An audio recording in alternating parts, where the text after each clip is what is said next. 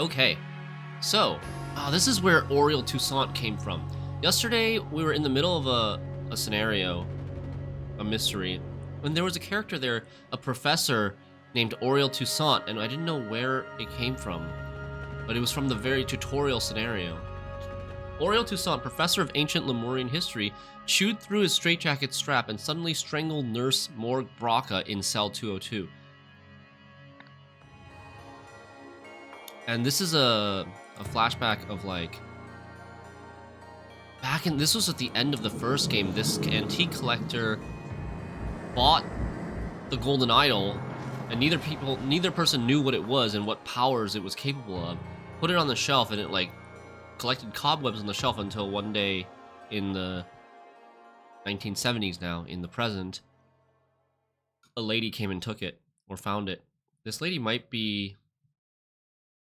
either be the owner of the Harmony Foundation or her colleague.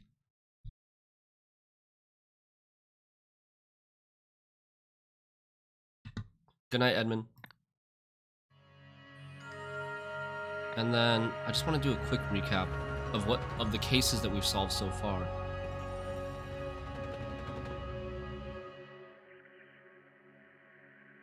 So we had Foreman Joel needed to remove a sewage pipe, but the cutter vehicle was out of order.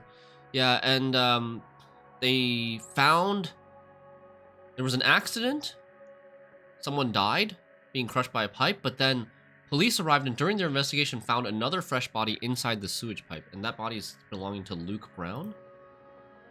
Then this person is important, Sir Isaac Nowak. He was a very renowned scientist working at the university,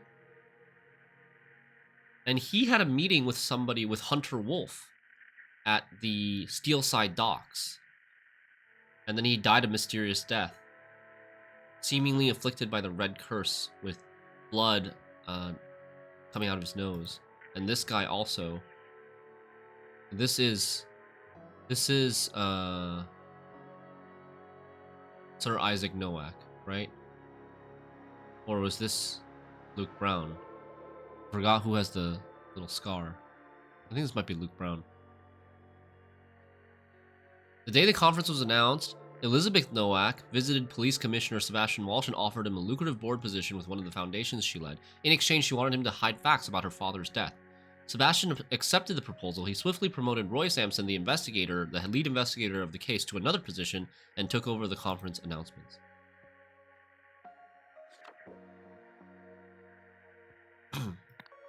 Okay. Next chapter. Oh, yeah. So we are on this auction thing now. There was... We think Lazarus Hearst escaping from prison. And then there was somebody stole the gem, the crystal that goes into the golden idol, and all the artifacts ended up in this lady's hand, the owner or the founder of the Harmony Foundation. Okay. So we were kind of halfway through this scenario when we had to end stream yesterday.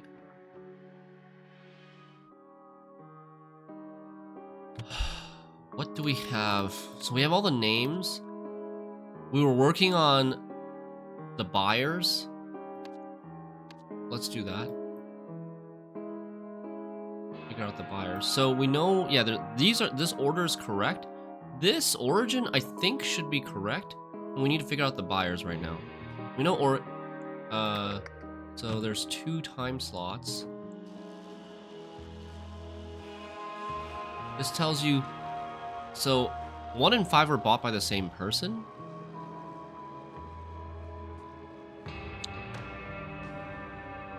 And we know that one was the seal. And we see this lady having the seal with a checkbook. That is Aurelia Winston. That's how we knew this. Creature. Here's the creature. Someone dropped the creature. Nobody move. You'll step on my new Lonkin centerpiece. She dropped the creature. She has 19,000. She has 19,000. So let me check this. Oh, the checkbook doesn't have cash though. So she has 19,000. She's already paid for the creature. And the creature, she paid 2,000. So she should have started out with 20. Oh, she actually got both lot 2 and lot 3. So she started out with 26,000 then, whatever that was. So we can look to see who started out with 26,000. Her. The actress. Which makes sense, because she won the mask, the 3rd lot as well.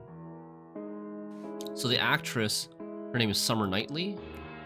She won this one and this one. And now we need to figure out who won the 4th item. 19,000 bought by bidder M5. So someone should be like, oh, but they haven't paid the money yet. Right? They haven't paid the money yet. The check mark probably means paid. But someone needs to have at least $19,000. She has $18,000, so she was outbid. She was outbid by her. She has $20,000. And I think she's the only one with that much money. Yeah, he only has 3,000. He's outbid by everybody. So it should be Mumati da Silva. Nice. Everything's correct. Now the events.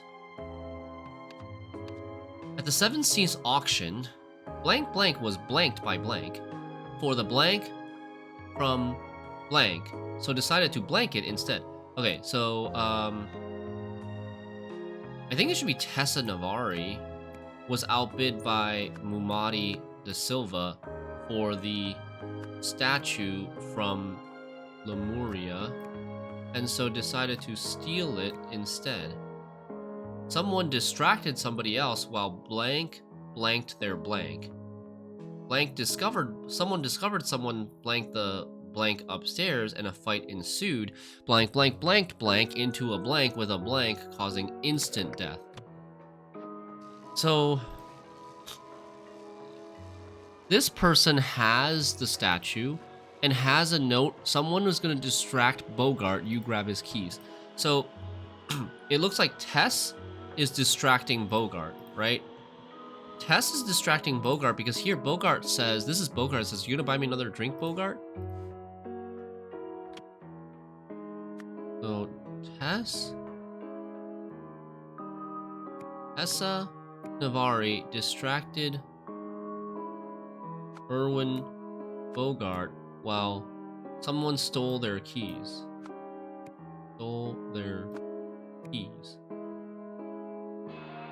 But I'm not sure who her accomplice is yet. We have to eliminate who's not in the bottom room. Maybe a process of elimination. So we know that upstairs, this person is the auctioneer. So we've got Aurelia here, the actress here.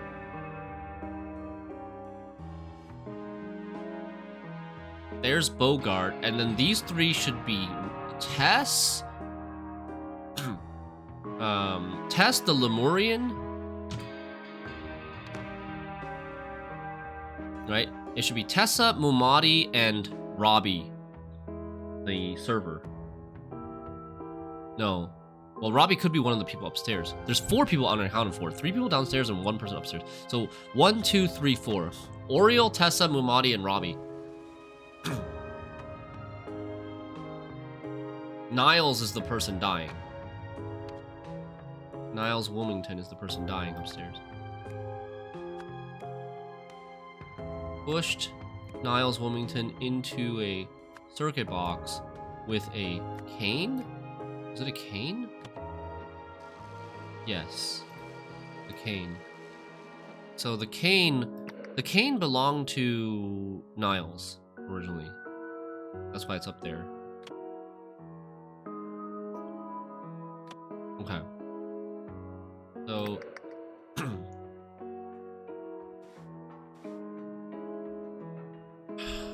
Dr. Toussaint bought a death in the evening. So this is Dr. Toussaint, Oriel Toussaint. And he still has 3,000. He bought $10. Paid $10 for a death in the evening. The Oriel's downstairs. Tessa Navarre is definitely downstairs. Mrs. Da Silva. Mumati Da Silva is also downstairs, right? Yeah, now is not the time, Mumati. We need to leave immediately. So this is Tessa. She bought $90 worth of stuff, which I think should be 3 of these. 7C specials, yeah, 30. That adds up. And then... And that's Mumati, because she has the martini. What about my statue? Stop pushing me, it's only a power outage. So the person who's not there is Robbie. Robbie is the person who Tessa is working with. Robbie Froberg. No, the other way. Niles Wilmington discovered Robbie Froberg blanking the blank upstairs, stealing the statue upstairs, and a fight ensued. And Robbie Frogert, Froberg pushed. Yes! Pushed Niles Wilmington into a circuit box with a cane, causing instant death. Nice! Success!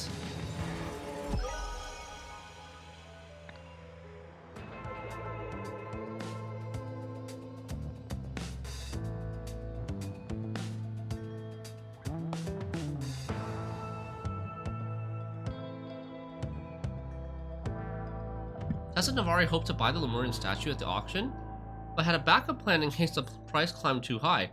While ordering drinks at a bar, she slipped her accomplice a note, and the pair got to work. However, the accomplice was caught stealing the statue. He electrocuted the witness while protecting himself with a current with a wooden cane.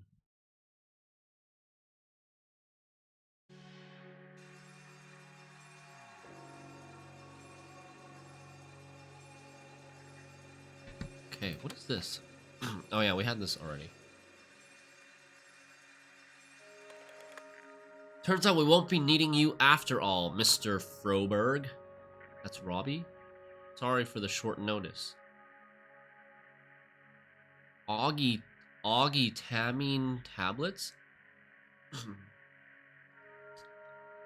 So he used the name of his medication as... He used the name of his medication as his alias.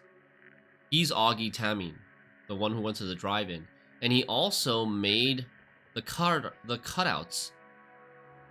So he's probably also Steve Aria? Not to worry, if anything else opens up, you know how to reach me. And please, call me Robbie. What the heck?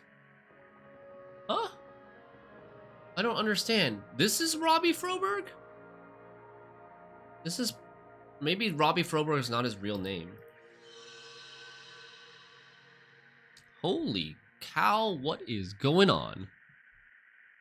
Okay,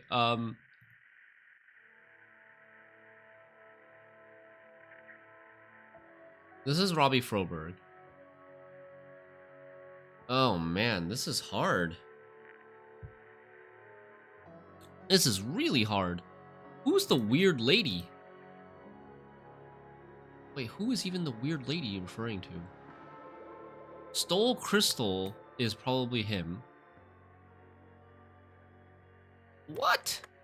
Okay, I gotta go take a quick bathroom break and then we're gonna come back and figure this out. I really should have tried to finish this yesterday, but I didn't have time.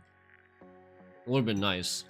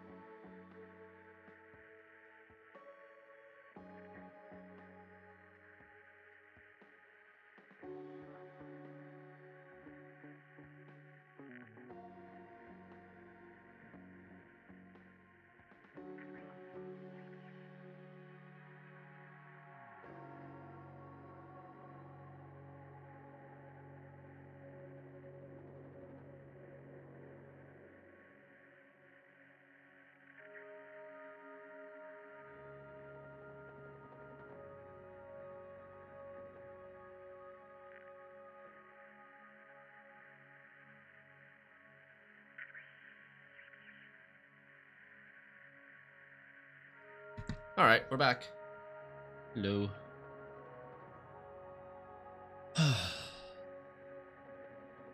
So he's talking. This person is talking to Robbie Froberg.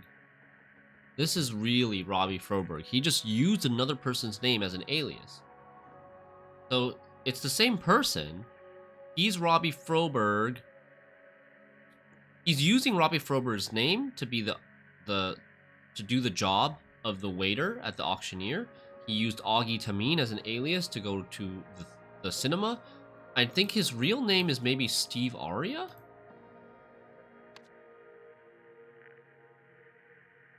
Like, can we have this guy in the same spot? Multiple people in the same spot? And the colleague, I think, is also him.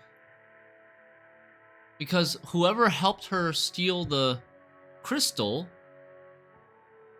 also helped her steal all the other stuff, right? He's like, it's not going to be like the other 7.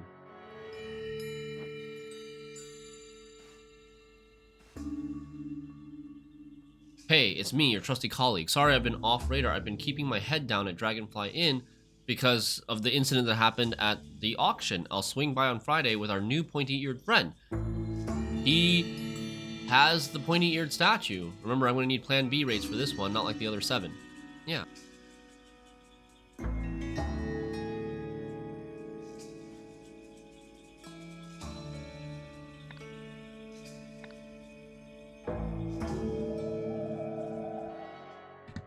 But what is his real name? Like, there's Stephen Aria, there's Augie Tameen. What is his real name?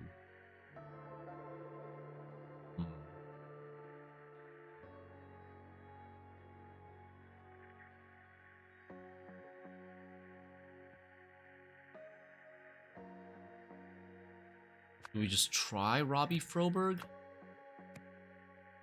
Because it's not any of these other people. Like, we could put Stephen Aria here, but...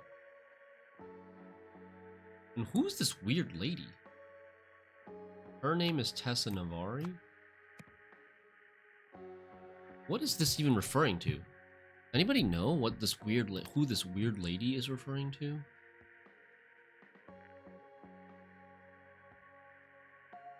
The weird lady.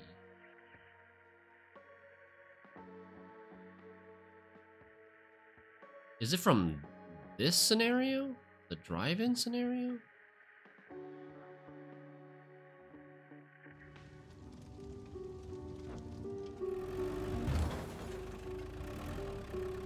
No one leaves. Fresh.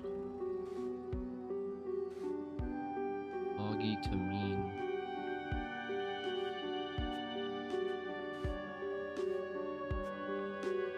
Sarah, who stole what? Are you there? Okay, Miss Cunningham, this is the weird lady. Miss Cunningham, you were right. That weird lady called again. She can't seem to get it through her head that she can't just buy anything she wants. She sent her goon to make an offer in person, but I saw him to the exit just like you said. I told him to never come back and no amount of money could buy what makes this place so special, but he didn't seem to listen. Okay, so the weird lady is Tessa Navari, and her goon is Robert Froberg or Stephen Aria, or whatever. This should not be Robbie Froberg. This should be Stephen Aria. It's more likely to be his real name than Robert Froberg.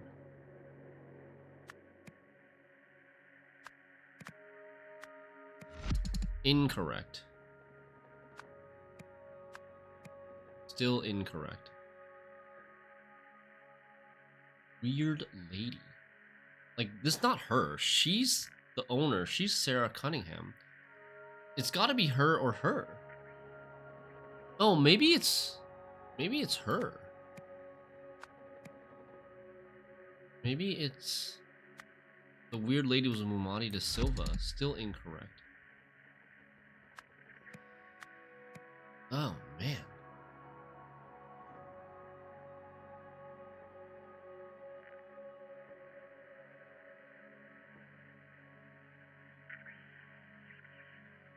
The person who sent the saw blade, Stephen Aria. Let me go back to that. Yeah, I'm not actually clear on who sent the saw blade.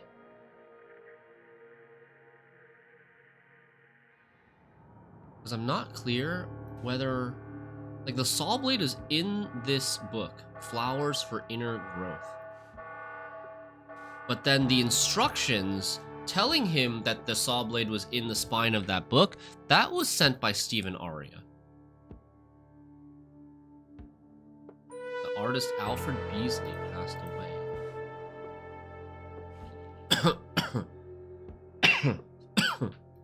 Flowers for Inner Growth. In particular, I've been helping one inmate nurture his talent for abstract art. One of his sculptures explored the very fabric of the universe using nothing but paper.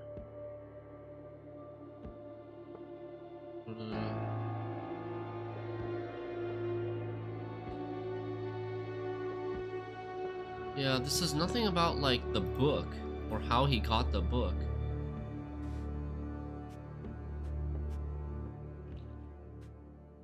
He got this thing from Stephen Aria, or no.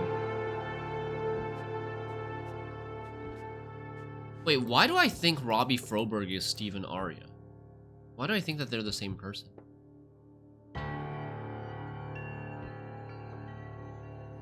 Our mutual friend.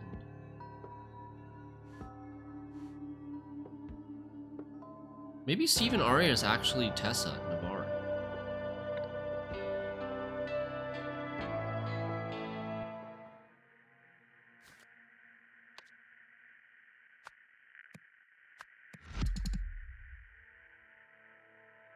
Still incorrect.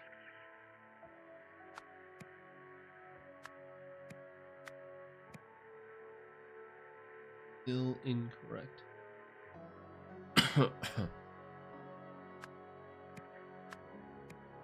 Ah, dude, there's so many things that are wrong here.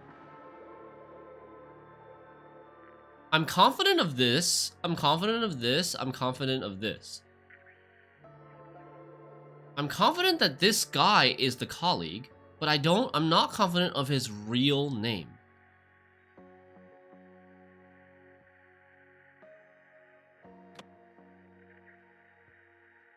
What is Henry Wakefield? That's the person who works in the prison? Like the mechanic or visitor pass, maintenance contract work, Henry Wakefield.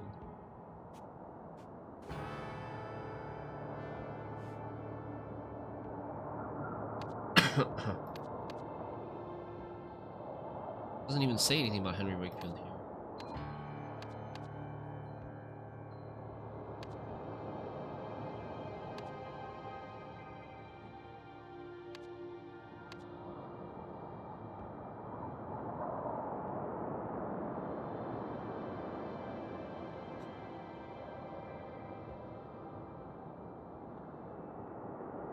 Yeah, the weird lady should be Tessa Navarre. I don't think she knows. I don't think Mumadi da Silva knows where the crystal is. I think it only makes sense that only she knows where the crystal is. That's why they ended up sending Augie Tameen, aka this guy, to steal it. I think this is right. I think this is right. This one I'm not so sure, and this one I'm not so sure.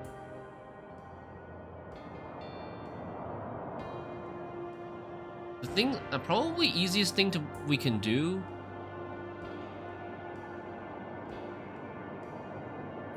Would any of these other guys be Stephen Aria? It's actually, it's telling us that Stephen Aria is the one who sent the saw blade. So the reason I think Stephen Aria is the one that sent the saw blade was because of this, right? This person. What's with the green dragonfly? Why is the green dragonfly there? That's relevant. Tranquix. Is that helping him sleep? Oh, because he's hiding at the inn. He's hiding at the Dragonfly Inn. The green dragonfly is a symbol of their furniture. It's like their logo. Yeah.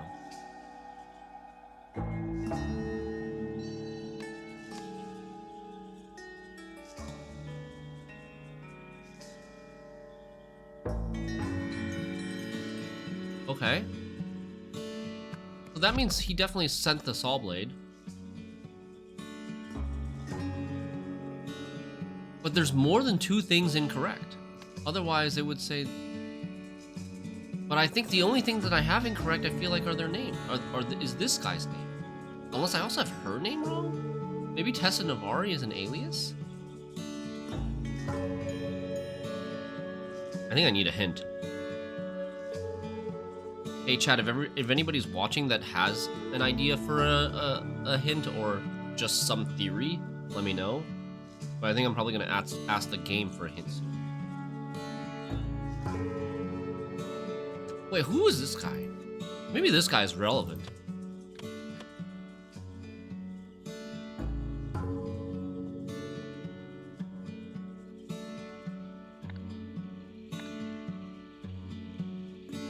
Maybe the guy that he's talking to is actually relevant. I didn't understand. Turns out we won't be needing you after all, Mr. Froberg. Sorry for the short notice. Not to worry, if anything else opens up, you know how to reach me. Okay, so this is an actual waiter. This is an actual waiter, and he was hired for the job at the auction, but Stephen Aria, the colleague, called the waiter and told him that he doesn't need he doesn't need to come anymore, and then he went in his place pretending to be Robbie Froberg.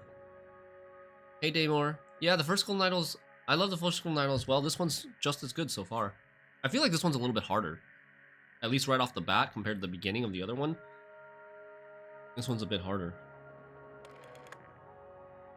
Yeah, he's pretending to be Robbie Froberg. He's definitely Stephen Aria. This I don't think is relevant. What is this?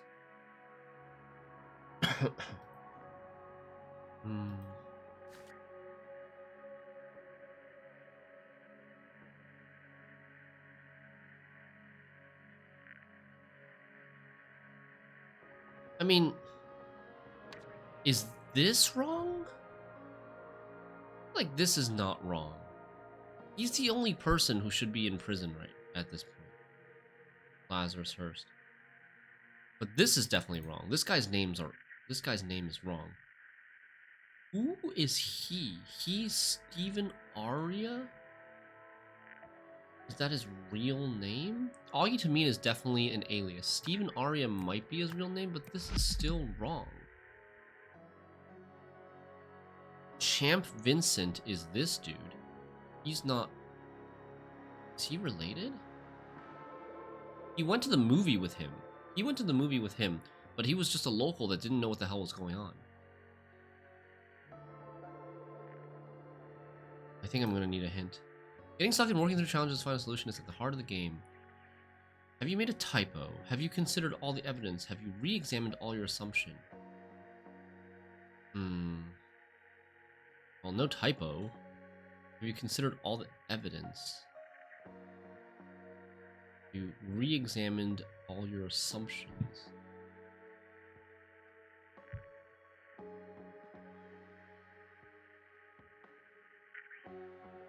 I think so. This guy's innocent. She could be the weird lady, but we've also tried this and it doesn't even get us close. The assumption, I think my biggest assumption are these 2 names. Like, what's his real name and what's her real name? Tessa Navari could be an alias. Alright, we're gonna get the hint. The pursuit, the corkboard. Breathe. Breathing is important for life. Start breathing.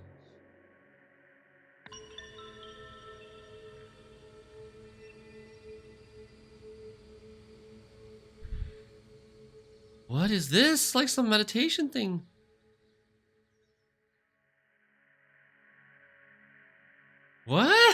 makes you wait? Receive the hint.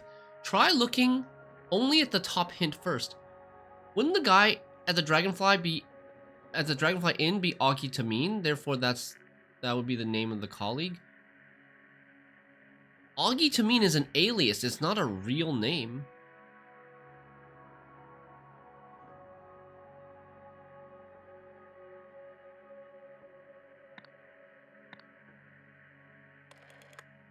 Augie Tameen tablets. It's not like a hospital label or a pharmacy label that's his name.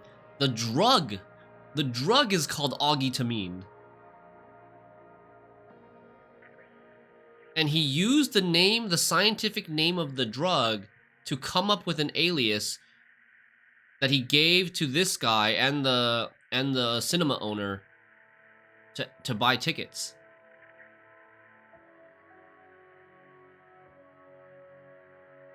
Stephen Aria is more likely to be a real name than Augie Tameen, but I mean, we could try it. I think that would be awkward, though. No, it doesn't get us any closer, as far as I can tell.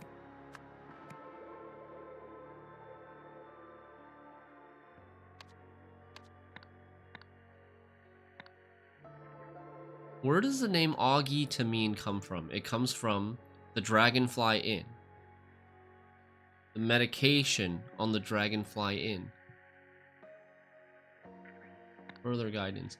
While the man on the phone calling himself Robbie has not been seen before, several objects in the scene have.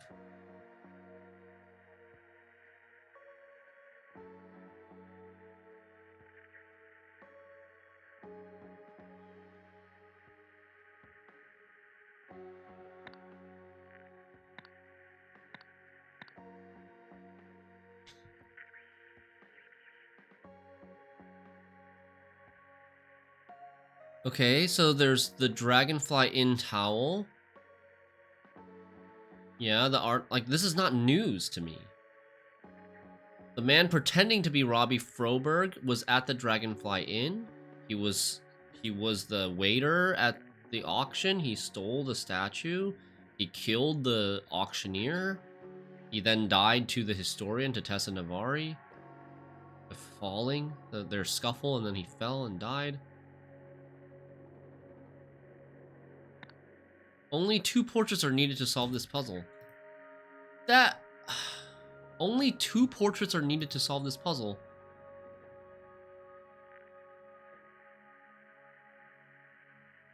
So that we have 3 portraits here.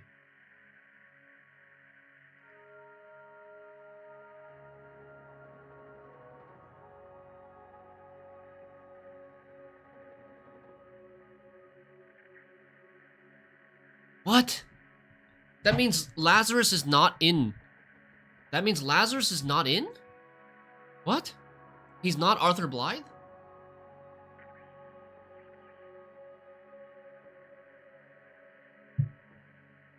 Am I making the wrong assumption that this is a man?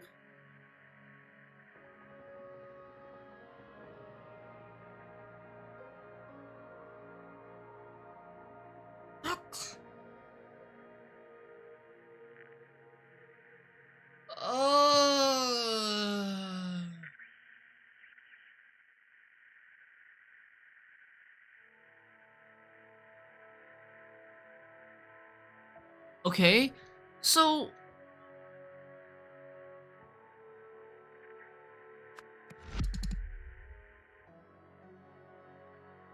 what is happening? What is happening? So while this guy was in prison, someone named Stephen Aria sent him stuff.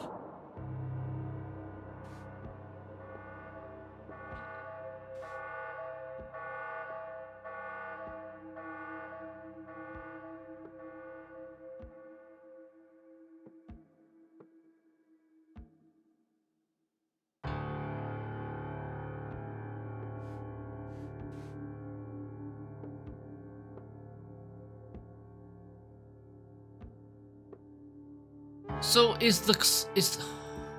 so Okay, so I'm interpreting the game. I'm interpreting the clues wrongly. My biggest assumption was that this guy making this thing was Stephen Aria, but it's not. The guy making the thing is the guy who escaped from prison. Like, he made this thing after escaping from prison again. So it was him who escaped from prison. The person who sent him the saw blade was her. We're getting somewhere. She's Stephen Aria, and Stephen Aria is a freaking anagram of Tessa Navari. Oh my god.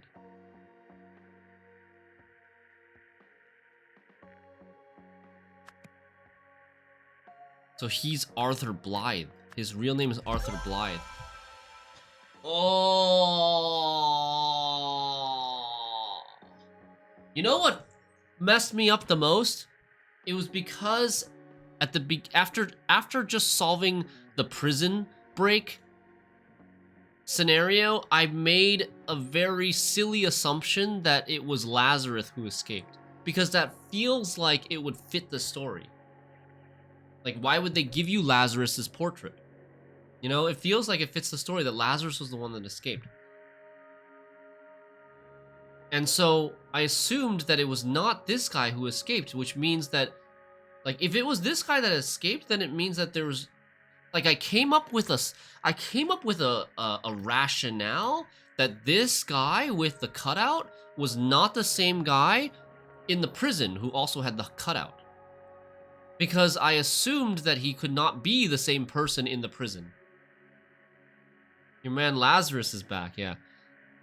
That was like the assumption that really set me down the wrong track. Okay. Okay. Wow.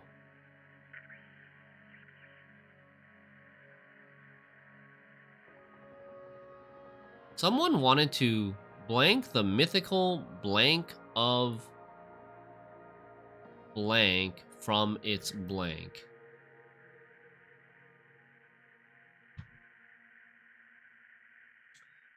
Okay. Tessa Navari arranged Arthur Blythe's prison escape because he knew the locations of the parts.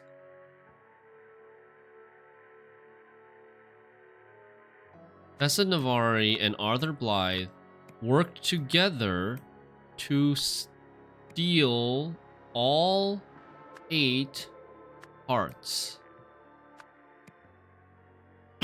This is probably owner, but I should wait. For the final one, at the auction,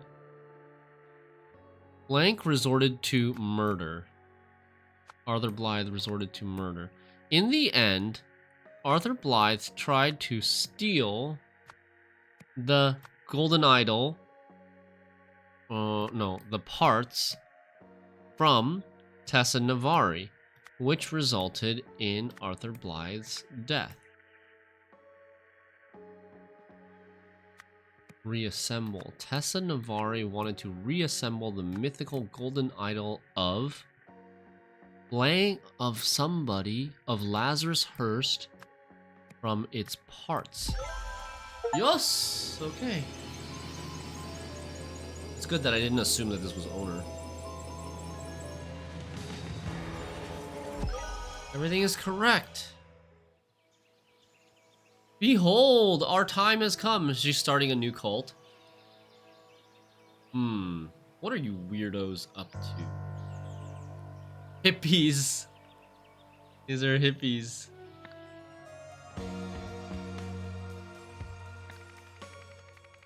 Story continues in Chapter 3, The Machine, in which an extrakinetic investigation yields terrifying results. Extrakinetic.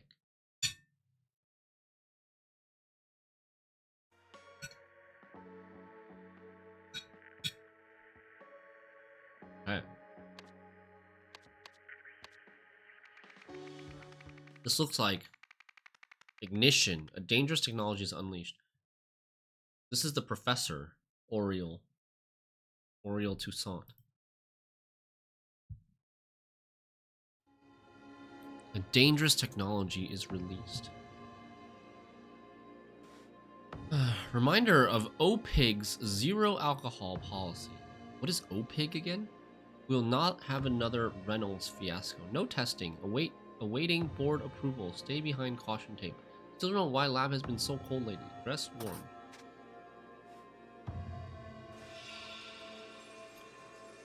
Blue fingerprint discovered.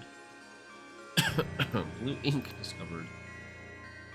Prints. Oh, you need to know whose fingerprints it is.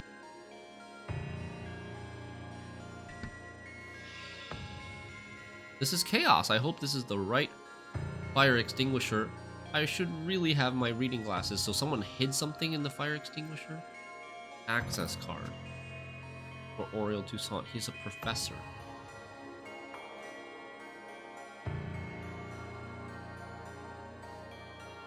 Miss Land's Lake. Finest whiskey. Storage box is labeled Harmony Foundation. Discovered. Glasses fingerprint. I really should have my reading glasses. So these are probably his reading glasses. Maybe. This might be his fingerprint. A book titled Primary Sources Studies, Lemuria, 1200 to 13. Book titled Lemurian Cultural Investigation. Book titled The Archaeological Sites of Xenopolis. So he's a Lemurian professor, or a professor of Lemurian history, so these books would make sense that those are his glasses, so they're in his locker. Leonard Graves, How to Make Friends, Keep Them, and Use Them. From the author of Caught Them Off Guard. Another fingerprint. An impression left in orange powder. Does it matter what color it is? That had no color. The Harmony Foundation. Enter a state of true harmony, repair your emotional divides. Be ready. June 18th, sir. Jack. This jacket belongs to Jack. A book titled Organic Chemistry, 3rd edition. Book titled Key Mechanical Theory. Need both hands to complete circuit. Wait, these are golden idol symbols. Wait, what? High conductivity. Structural elements provide support. No effect on operation. What? They already found the golden idol at this point. It's in the university. Overqualified, ignored? Our seminars will activate your true potential, exposing you to a new world of corporate opportunity. Crawley Leadership Training. Dear Dr. Westlake, June 2nd, 1975. Thank you once again for bringing your concerns to the board. Again, we take the professionalism of our managerial staff seriously and have taken your complaint into consideration. However, we courteously remind you that it is inappropriate to publicly accuse a direct superior of workplace intoxication. Mr. Spender expects a formal apology. Dr. Westlake accused Mr. Spender of workplace intoxication. No further follow-up is required. Sincerely, Nathan Hoyle, Board President. So this might belong to... Oh, this probably belongs to Mr. Spencer. Right? Mr. Spender. Manager and board position president inspection on the 18th. Unlocked lab door. They won't have active swipe cards. June 18th is the inspection. That's why that date is circled there. And that's when lab won't be locked. Oriole looking into precise origin of parts. Jack to clean the glassware. Lab staff reduced by 1. Eugene now on janitorial duties. Thank God. What does thank God mean?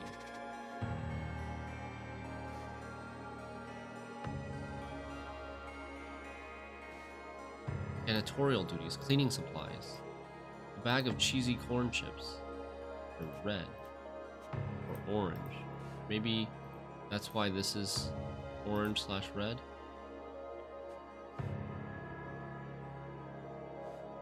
Oh, this is circled as be ready. This circled is not his locker. It's not Oriel's locker. Okay. Prince. We think this is Oriel. Eugene on janitorial duty. This might be Eugene. Spender on the bottle. And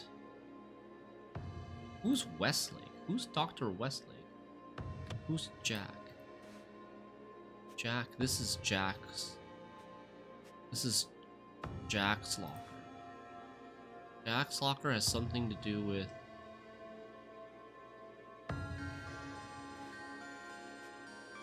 mechanical theory, organic chemist.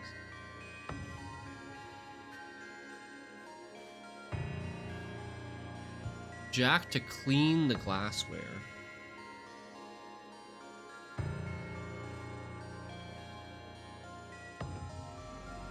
Whoa! Holy crap, what is happening here? Okay, the Jack to clean the glassware. This is probably Jack's fingerprint.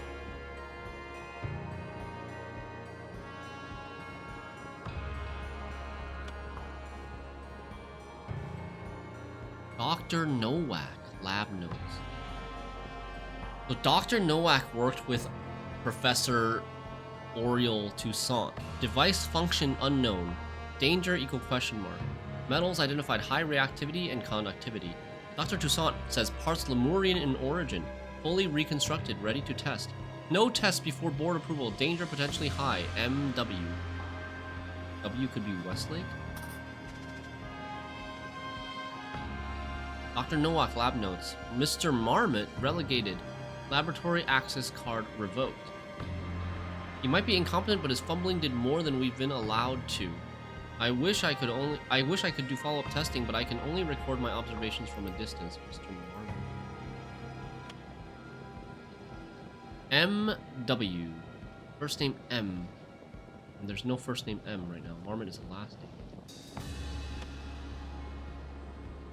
Okay, so testing approved. Marie, Tim, stop bickering so we can talk budget. Marie, Tim are the two bickering. MW's Marie?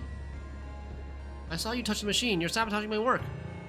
It's the Reynolds pitch all over again. Who is Reynolds?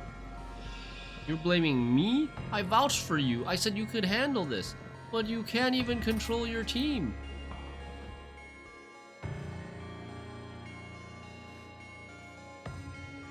Dr. Westlake. Mr. Spender.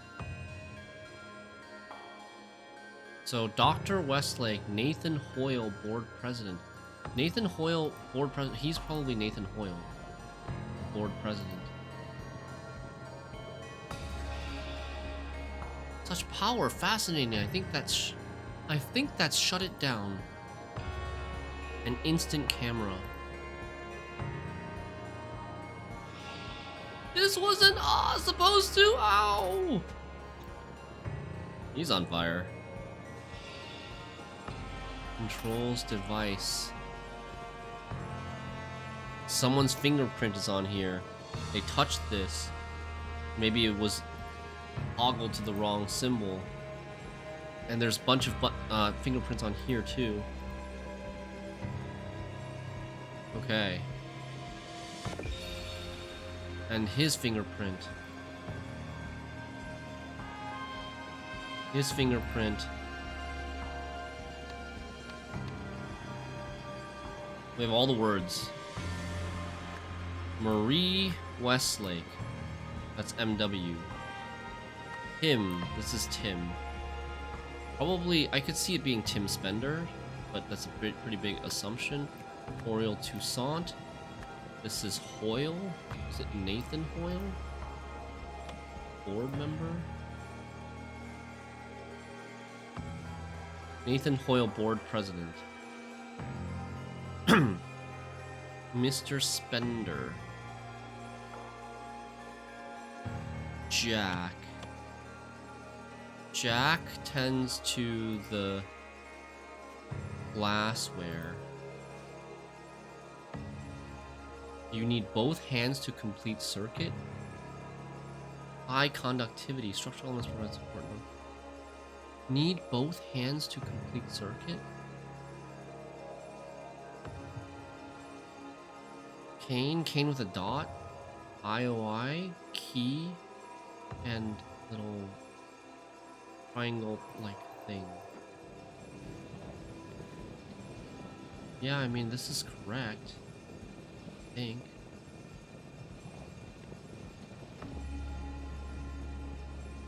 Okay. Controls not fit in. What? What is this? Huh? There's another fingerprint here that you can't see. Okay. This comes later. We need to identify whose fingerprints is whose first. So who do we have left? We have Eugene. We have Jack. Someone is the janitor now. But they all have lab coats, and this guy doesn't have like janitor clothes either. And then we've got Nathan. Let's see. Read this again. Zero alcohol policy. We will not have another Reynolds fiasco. So Reynolds fiasco was related to alcohol, which is why she's saying it's the Reynolds pitch all over again. I don't understand what the word pitch means in this case. So he's... I saw you touch the machine. You're sabotaging my work. So he's probably Spender.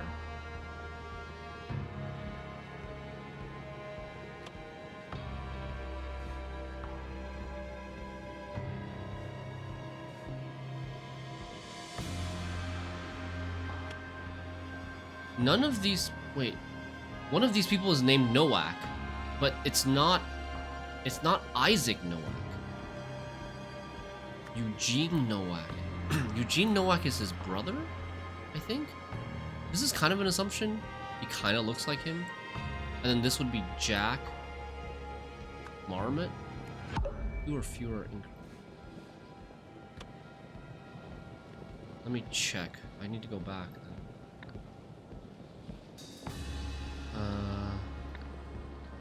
Was it Newsflash that mentioned Isaac Nowak's brother's name? As I think. Jack Nowak, nephew. Okay. So we just have those two flipped. Jack Nowak, Eugene Marmot.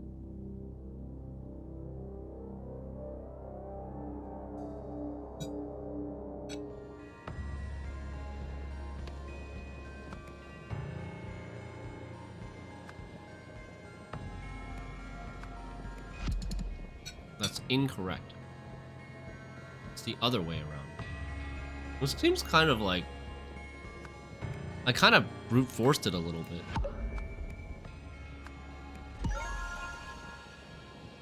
But I actually made a mistake, right? I thought Jack Nowak should be the doctor, the guy that looks like Isaac Nowak. Although, do we even know what Isaac Nowak looks like? We really don't. Okay. So we have the people. Blue.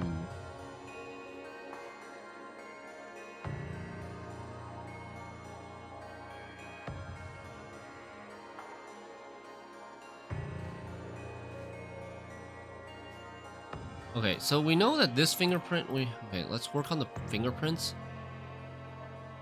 We know that this is Spender, so it's Tim Spender. Eugene Marmot. This is the janitor. Jack Nowak. He's in charge of the glassware. Oriel Toussaint. And then we've got Nathan Hoyle, which is this fingerprint on the door. Which means this fingerprint should be Marie Westlake. Okay. That's process of elimination. And now we can do the controls, right? Now we can do the controls.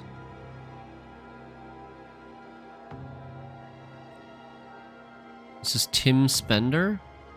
Tim Spender touched this, but he didn't really touch anything else. It's not like a button or any configurations. He just like put his hand on the panel. This one is Marie Westlake. She pressed the button. This one is Eugene Marmot. Eugene Marmot is him. And then who's this? You can't tell. This has been like scrubbed off.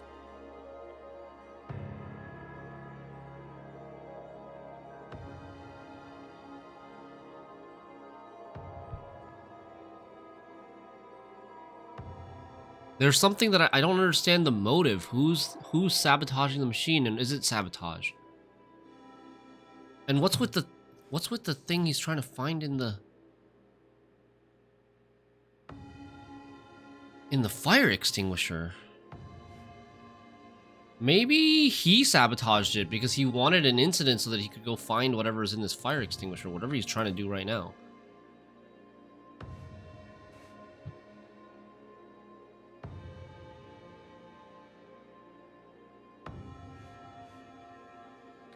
That makes the most sense. That'll be Oriole. 2 or fewer are incorrect.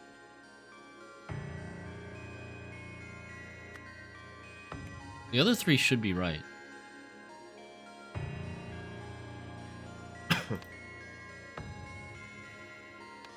Hierarchy, story.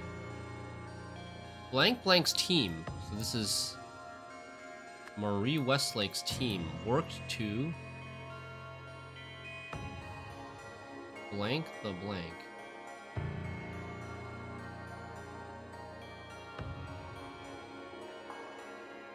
Reconstruct the device.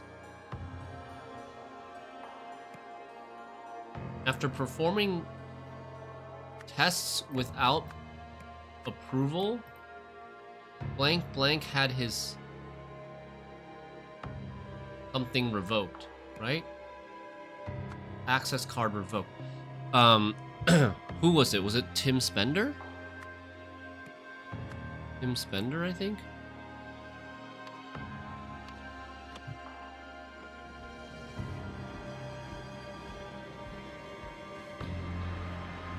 He has no access card. No, he has no access card either. Mr. Marmot, relegated. Laboratory access card revoked.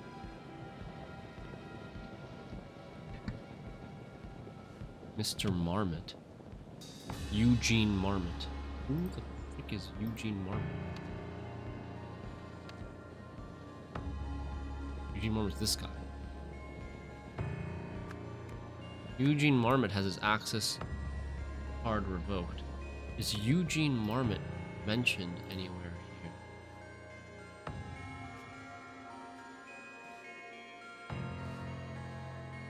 This is Eugene Marmot's.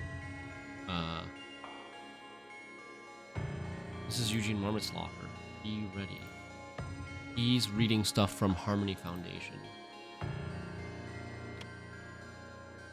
On the day of the board inspection, the blank was blank to allow blank and blank to... The doors were unlocked. The lab was unlocked to allow blank and blank to enter. Nathan Hoyle? And who else? Manager and board president inspection on the 18th. They won't have access active swipe cards. He doesn't have a swipe card. Who's the manager? This guy, I guess. Yeah, everybody else has swiped cards except this guy who got relegated. So Tim Spender is a manager. Direct superior, yeah. Tim Spender is her direct superior.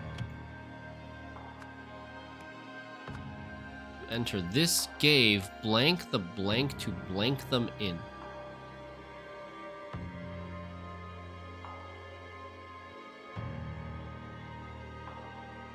This gave Oriole the opportunity to blank them in, to follow them in. Oriole Toussaint the opportunity to follow them in? But doesn't he have a access card? Like, the thing that I don't understand is he has an access card.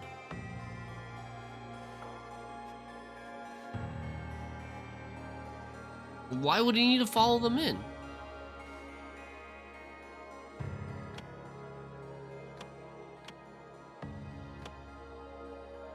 Oh, to the lab. He has an access card, but he can't get into this lab. He has an access card to the rest of the building, but not to this lab, I think. When blank used blank to blank the blank of the blank, it blanked and he blanked. He caught fire. It activated.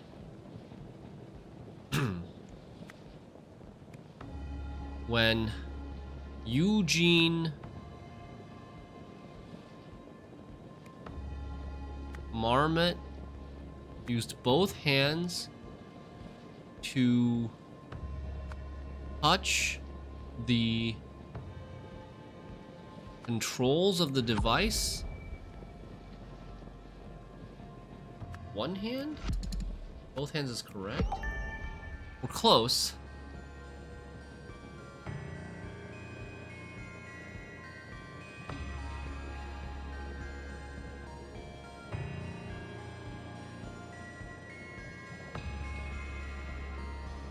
On the day of the board inspection, the lab was unlocked to allow Nathan Wellington to enter the Oriole. When Eugene Marmot used both hands to touch the controls of the device, it activated and he caught fire. So, I mean, the one who caught fire was Eugene Marmot. Touch the blank of the device.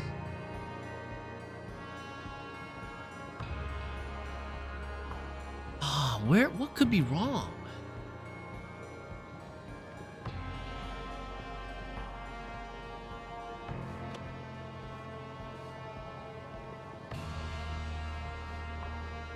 Controls.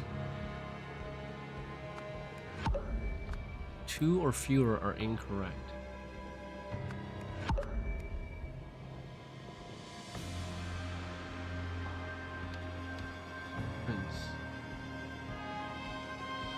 This is definitely correct. He touched the nothing. He used 2 hands.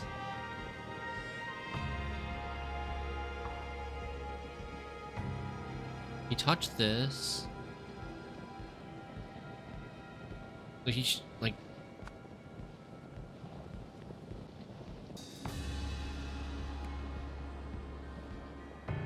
Whose fingerprint is this? Oh, this is Jack Nowak. This is Jack Nowak. Okay, there we go. They look the same. Marie Westlake's fingerprint and Jack Nowak's fingerprint look very similar. Okay. Kinglezak, thanks for the Prime sub for 17 months. Welcome back. How you doing? Prime. We're playing some Golden Idol, some detective mystery game. Okay. Events. Eugene Marmot used both hands to touch the controls of the device. To touch, to active, no. To touch? Has to be to touch, right? It activated. It activated in combat. Marie Westlake's team It's her team. Should be Marie's team. You can't even control your team. If I put this in, that's incorrect. So we know that this is right. You reconstruct the blank. Maybe this is not the device? What else? I thought it would be Golden Idol. There's no other thing that fits here. It has to be the device. Yeah, it's the device. After performing tests without without board inspection, without approval, Eugene Marmot had his access card revoked. This looks all correct. Right? On the day of the board inspection, this is correct. The lab was unlocked. That's got to be correct as well. Was unlocked. Yes. Dude, is it this shit? No? Okay. I thought maybe, like, the names here had to be in a specific order, but that's not right. To allow them to enter. This has to be right, too. What could be wrong? When Eugene... Maybe this is wrong?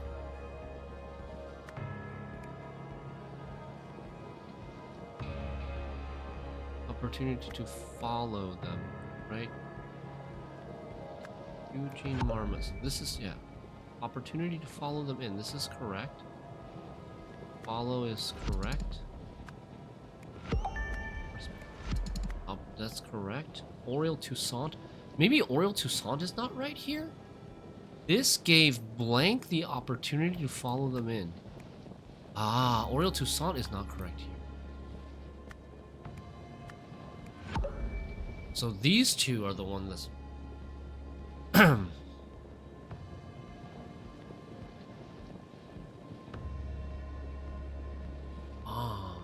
Eugene Marmot?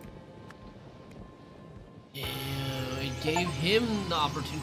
That's why I was so confused. I was like, why would Oriel Toussaint need to follow them in if he already has an access card? But it...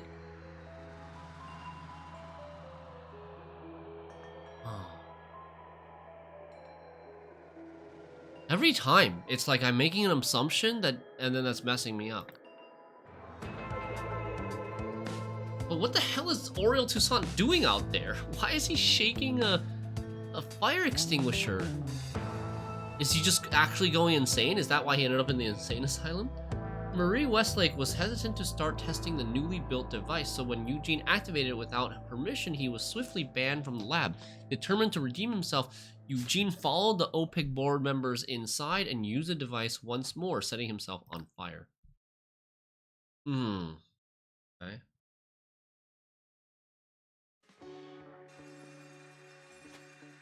Hi, Nathan. Nathan Hoyle?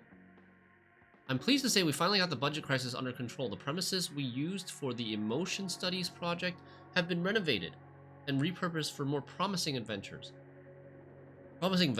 I see you've decided on a team leader for the new project. I just want to make it clear that while she and I had our differences in the past, I agree that she's the right person for the job. She certainly does not share Tessa's penchant for risky and wild spending. Tessa was also part of OPIG. What is OPIG again? It's been mentioned in the earlier scenarios, but I don't remember what it is. Is it a university?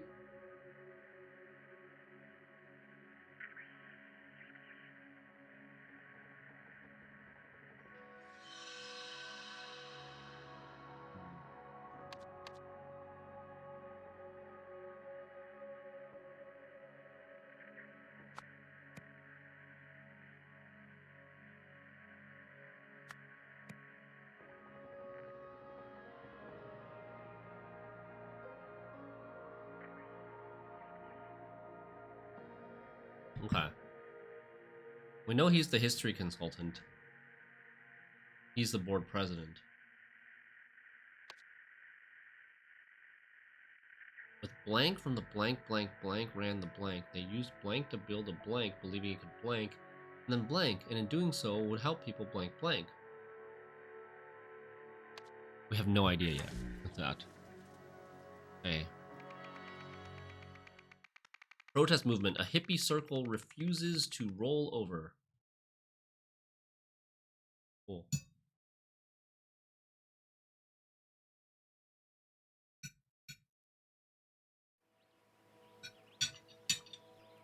Whoa, what is happening? There's always such crazy scenarios.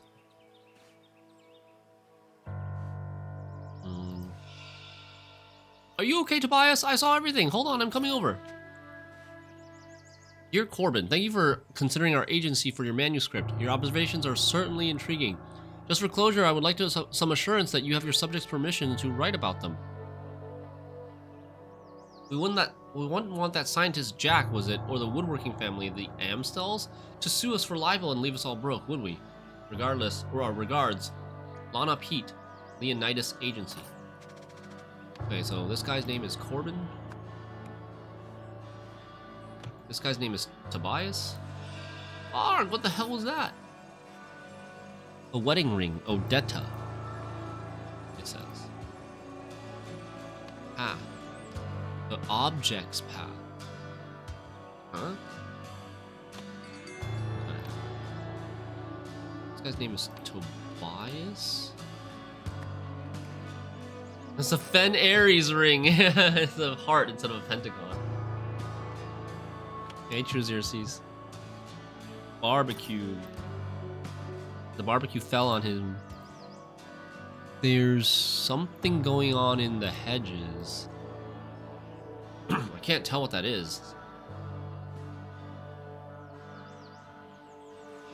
Mom, it almost hit me. This is the son of her. A metal rod sits at the bottom of the pool. A metal rod. It's one of the legs of the barbecue? Like a three-legged barbecue, but one of them fell over. Jeffrey, quickly, out of the pool now. Why is the name Tobias here? A wedding ring Tobias. Odetta. So they're married. It's their one family.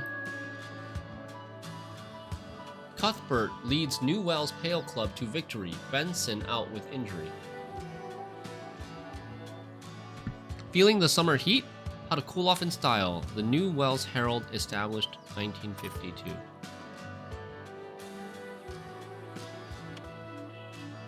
Okay, so this is Odetta. This is Jeffrey. And do we know their surnames?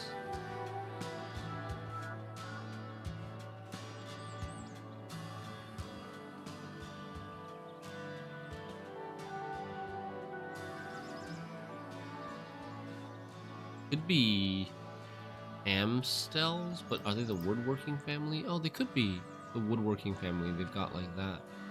Oh.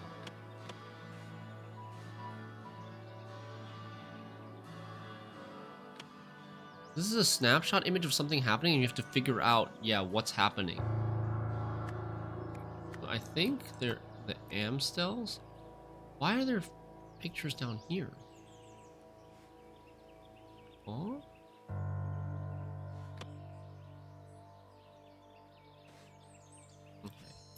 A glass containing a block of ice. So, a drink? An empty drink? Blue and yellow spools of ribbon. Blue and yellow spools of ribbon. Take back our sanctuary. Date June 13th, time 2 p.m. Questions? Contact P. Coolidge. Organizer. P. Coolidge.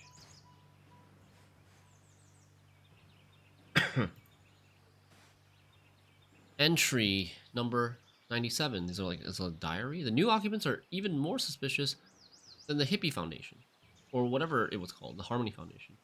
The further up the hill I walk, the more of a cold chill I get. Look at the ivy. I'm not imagining it. You'd think the hippies would have rolled over by now, but from what I've gathered, they're still determined. I don't like it. Think my own daughters caught up in their nonsense. It boils my blood. If Pa were still around, he'd call it a disgrace to the Shaw name. So this guy's last name is Shaw? It's on his roof. It should be his last name, right? Still missing people. A pair of binoculars pointing towards a building on top of the hill.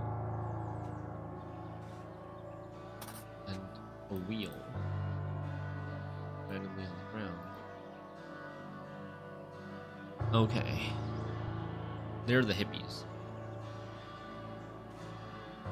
They're doing weird stuff in there, man. Did you see our old moon gazing bath?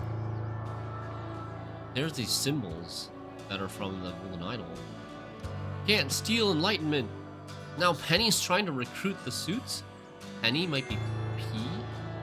O-Pig hates harmony. Don't worry about it, man. Andy's taking it back. We'll be gazing again in no time. Moon gazing bath. Did you hear that crash? That was the barbecue. It's not your fault, Mr. Marmot. You O-Pig people don't understand what the Enlightenment device really does. Here, take some literature. This is the thing that he got from... that was in his locker. That makes so much sense. I was just trying to help. I didn't know why they were so mad at me. Harmony Foundation. And this is what it was in his locker later on. This is Eugene Marmot. I don't know who she is. There's some tracks there. Looks like someone rode a bike over here. Okay, so there's the O-Pig lab.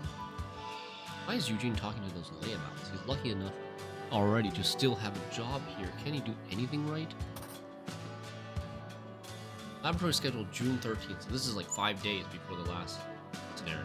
Morning shift, Westlake, Tucson. Sorry, we have to work on a Sunday. Afternoon shift. Nowak Marmot. Reminder, Marmot no longer has interior lab access.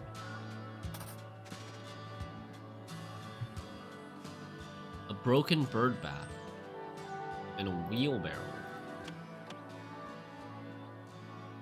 Okay. There's Nowak. Jack Nowak. Eugene Marmot. There's one more person. Oh god, I hope he didn't see me. Man, it hit the organizer's bike. I'm gonna be in so much trouble. It hit the organizer's bike. Small shards of melting ice. She threw ice at it? This is like tire tracks? More tire tracks that go down. There's one more spot that I've missed. Oh, here.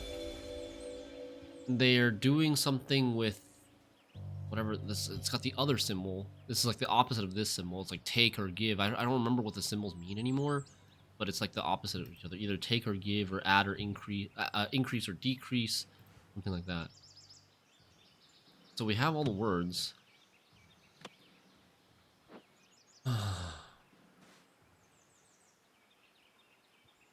I think my own daughter's caught up in their nonsense.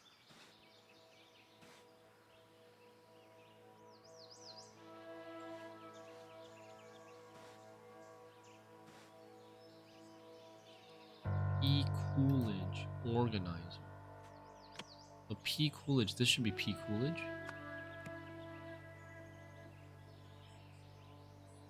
Pete? There's no other P name.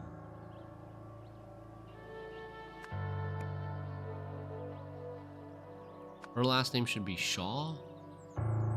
Lana. A little bit of guessing here.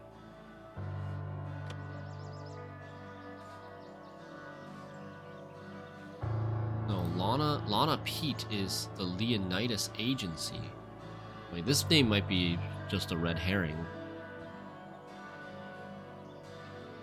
Lana Pete is not right. The Amstels, Corbin, or did I? Andy Penny. Penny Coolidge. Andy Shaw? Where do we learn the name Andy?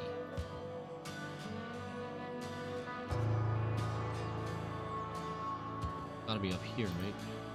Andy here. Penny's trying to recruit the suits. Penny's talking to the suits. Don't worry about it, man. Andy's taking it back. We'll be gazing again in no time. Is she Andy? She's got a hippie band and everything. Oh, the ice is coming from here. So she did something with the wheelbarrow. And it hit this. And then that came down and hit the bike. This should be right, okay? What is happening? The object's path. The object's path is the wheel? How the wheel rolled?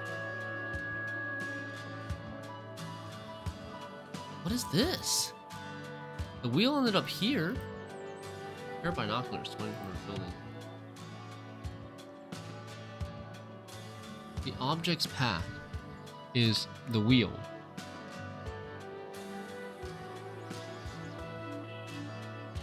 It went here, which belongs to her. Okay. I'm so confused. How did it go? How did the wheel go here before ending up here? What is this? What the hell was that? It almost hit me. Oh, maybe the object is this. Okay. No, the object is this. It's a piece of ice. This piece of ice came through here and then went into the pool. Okay. It's the piece of ice that, like, came off of this bird bath thing. This went into the owner's bike, then came down to the tree, then from the tree went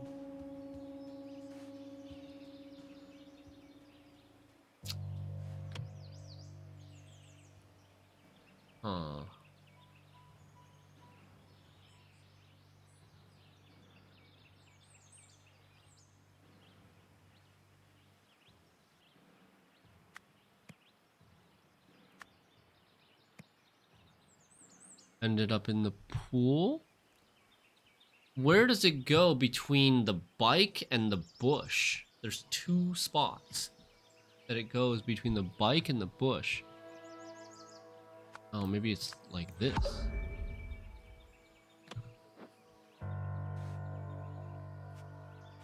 Broken bird bath. Oh, there's also this. What is this? Is this the wheel? The wheel goes down this way. The wheel goes through the flowers and then lands here. The ice, though, the ice from the bird bath comes down this way. Into the bike, shards of melting ice. Why is this made out of ice, anyways? Why the hell is this made out of ice? Wouldn't it just have melted? Then it goes through the path, then to the tree, and then comes down this way, right? Into this. Looks like this? Yeah, okay. We just needed the ice with the wheelbarrow instead of the ice object at the end. Okay. Cool. A group of protesters gathered outside the OPIG laboratory, upset about the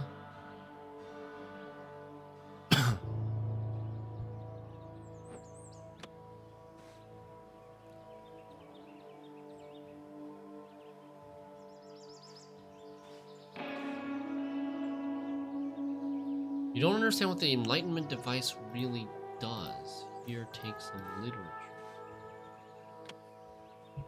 Upset about the blank of the blank. Upset about the closure of the Harmony Aid? Wait, what? Harmony Foundation? OPIG hates Harmony.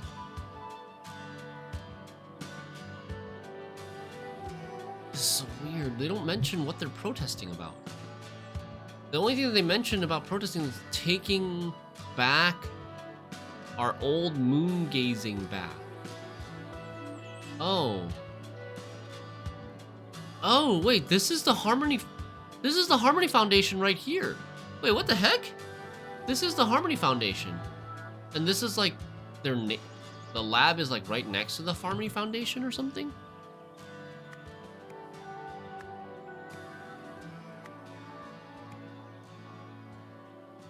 During the protest, Andy Shaw attempted to blank a blank.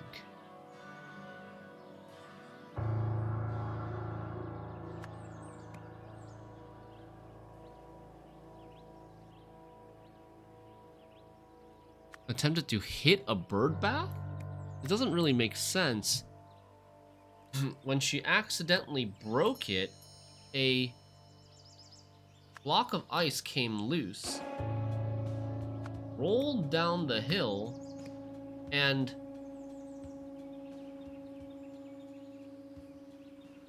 causing it to fall over and injure him. Tobias Amstells rolled down the hill and hit Tobias Amstell's barbecue, causing it to fall over and injure him. Attempted to what? A bird bath. Attempted to steal a bird bath?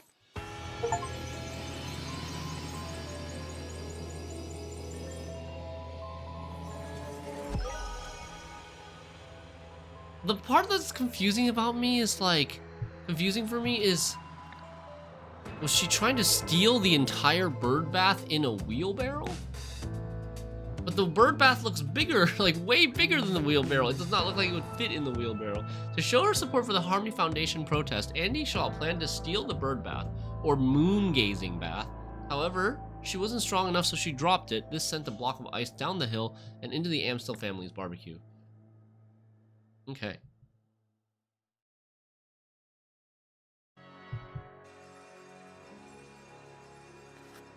Not the best scenario? Uncle Isaac. Look what I found in Mother's attic. Uncle Isaac, Isaac Nowak. And it's written by Jack, his nephew. Wait, no. Who's Jack again? His brother. No, wait, what?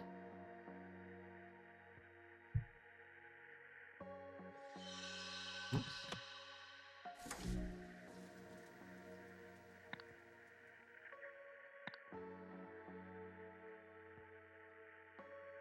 Jack and Isaac.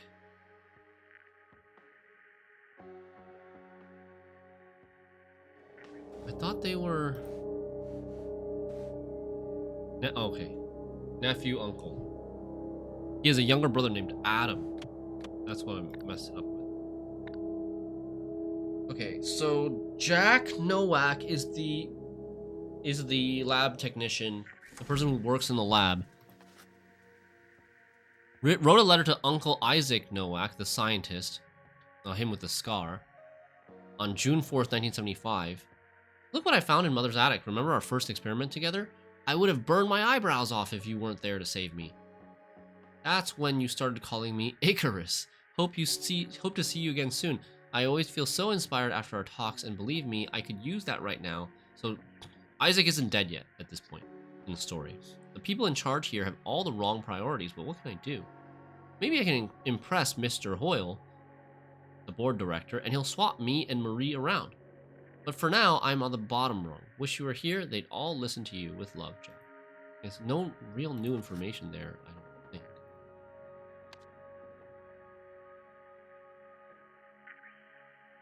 Extra physical laboratory lead is her. Research engineer should be him. This guy should be research assistant. And he should be her boss, direct boss, head of speculative investment. And then there's 2 people here that we don't know yet. The procedure. A bizarre operation ends in bloodshed.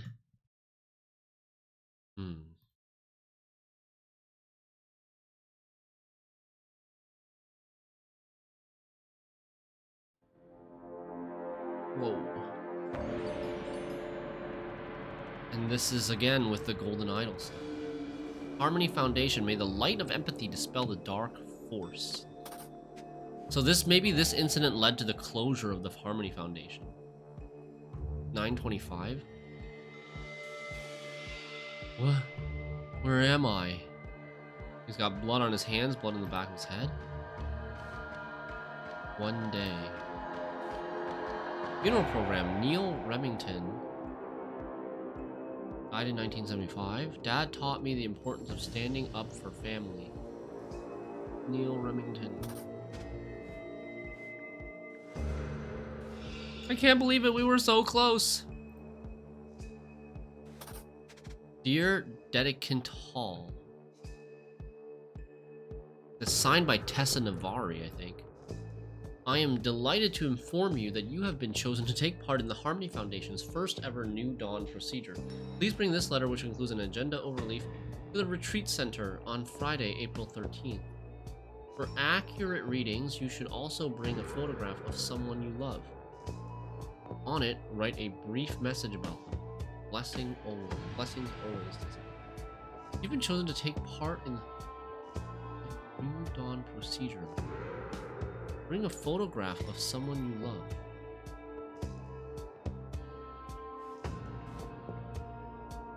Agenda. 7:45 arrival. 8 a.m. commencement address. 9 a.m. levels reading. So currently it's the levels reading phase. 9:30 a.m. phase 1 elimination process. 10:30 a.m. phase 2 replenishment process. 11:30 a.m. levels reading. 12 p.m. gratitude meditation, and 1 p.m. departure. Loss. Mittens had endless affection for everyone. This is someone she loved. 1 year. Oh, like it's a badge for how long they've been a member for. He's a member for 1 day. Enlighten meter 3000. Crystal powered technology. Has some like marks on it. What almost like burn marks on it. Pinnacle security, Myson. This might be his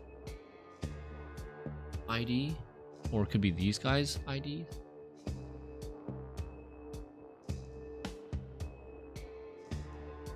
So this symbol means to remove, and this symbol means to add. Probably has to do with like the elimination process and replenishment process, right? These tree huggers can never just come quietly, can they? You alright, Bruce? A taser? Morning orders. Meet Mr. Spender and his colleague Marie at 7 Sweet Pea Drive at 9:20 a.m. Bring tasers, but only for self-defense. Before removing occupants, explain our hands-off approach to the new guy. Ensure all property remains inside the building. It belongs to OPIG now. The OPIG's like taking over the Harmony Foundation at this point. The new guy is Bruce. This guy is Bruce. I'll survive. I guess that freak's got a thing for Little Miss Daisy Chain, eh? Little Miss Daisy Chain. Ooh, what does that mean? Poppy, Garble, police. Just a little like walkie-talkie kind of thing. This is Bruce.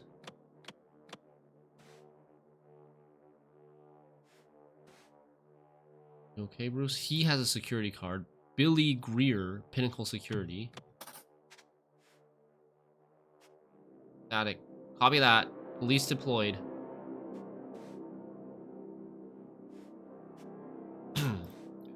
Billy Greer, and this is just something Myson. You can't see his first name.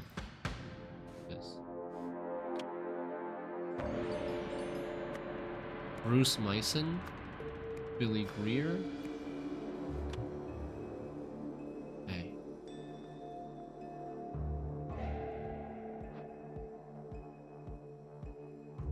Yeah, this is the Harmony Foundation house. This is her house.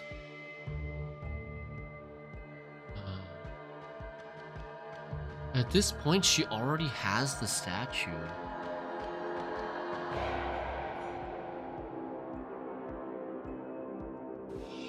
Maybe this will change your mind. Click. Is this supposed to be like a mind control thing? Oh, holy. Hey, Terrace. I love this game in the prequel. Yeah, the Curse of the Golden Idol, I played all the DLCs and stuff. That was really good. And this game, this version feels harder. Rise of the Golden Idol feels harder so far. Okay. Maybe this will change your mind. Level readings. Enlightened meter works best when subject focusing on loved one and what they mean to them. Phases 1 and 2 complete when all subjects blank. Levels are 0 and all key levels are 100, i.e. enlightenment. Enlightened meter functioning well, readings are expected. Huh? What the heck is this? 1950. June 22nd, 1950. My mentor was the wisest man I've ever known. My mentor had a triangle Illuminati symbol on his forehead. This was her when she was younger. Tessa Navari when she was younger. A red pen. I don't know what that is or what you expected it to, but nothing's changed, Tessa. It's over. Pack your bags. We're terminating this project. This is the team leader. What's her name? I told you she's a quack. I bet none of the junk in here works. God knows what we're gonna do with it all. A blue pen. Dear Dr. Westlake. As per your request, here's my assessment of Madame Navari and her Harmony Foundation. From Jim Horney, founder, the Reason Institute. Simply put, Ms. Navari is an incompetent practitioner of false history and pseudoscience. She claims, for instance, that the longer one follows her teachings, the more enlightened they become. But how does she measure this? With a device that provides no quantifiable data. I believe she simply sees in this machine's readings whatever she expects to based on her above claim. Stay skeptical. This equals 5 equals 55 equals 80? He's right, this is nonsense. This is written by Dr. Westlake. You can see here, like, this will from 5 to 55 to 80. Me, Sam, Alex, Charlie.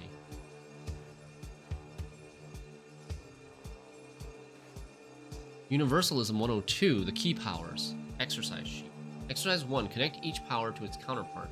Hint, each power has only one counterpart, so you only need 3 lines. Replenish, eliminate, replenish. Hey, Jenny, thanks for the raid. How are the mysteries? The mysteries are very interesting. They're hard, though. This game is harder, in my opinion, than Curse of the Golden Idol, or maybe I just got older. You saw blood? Yeah, a lot of the scenarios involve, like, a murder or somebody's death. This one, I don't know if the guy's actually dead or not. You saw blood earlier? Here, there's a lot of blood here. I can see them trying to up the ante, yeah. Yeah, I don't know if this guy looks like he's still alive. He's kind of moving and breathing a little bit. Yeah. It involves, it's like, this sequel is set in the 1970s and the prequel was set in like 1790s. The first game was set in the 1790s. It's got like mystical elements to it or magical elements to it. There's a golden idol that has magical powers. You love this art style? Yeah, if you are interested in the series, I would recommend starting with the first game, Curse of the Golden Idol. In the trash can, commencement address, first draft. Welcome Followers, crossed out dedicants. Make intro more impactful, needs to grab their attention. So this, I guess this is maybe written by, the notes are written by her, with the red pen. Since the dawn of time, various fundamental forces have been at war in the universe. Those we colloquially call the light and the dark have also fought inside every individual. Today, within each of us, the light will finally seize victory. We will all become enlightened. Too dramatic? Take another stab at this section. So there's some hippie stuff going on. The game is trying to connect the golden idol magical things with like a hippie cult kind of thing from the 1970s. How was the rest of your stream? Did you do more karaoke? Did you play any games?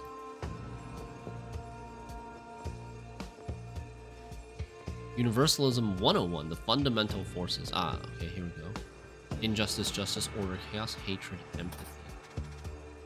So, any of this stuff? No. Illuminate, obscure, and purify, contaminate. Those are the opposites of each other. We'll probably need to know that at some point. I want to lurk and get ready for bed now. It was just karaoke. Your voice is dying. Oh, dude. Yeah, my voice fails me after like 2 songs in karaoke. Thanks for lurking. Have a good night. Call this number for free quote Pinnacle Security. So Tim Spender, manager, speculative investment division, OPEG. So she called security. Wait, no. It seems like security is here to... Security is here... Oh, yes. Okay. Security was hired by OPIG.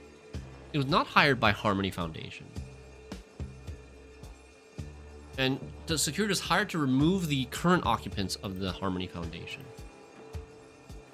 So I don't know why... It seems like... Oh, no. This is Jim Spender's jacket, or this is Tim Spender's jacket that he hung inside this house. That's why he has his business card.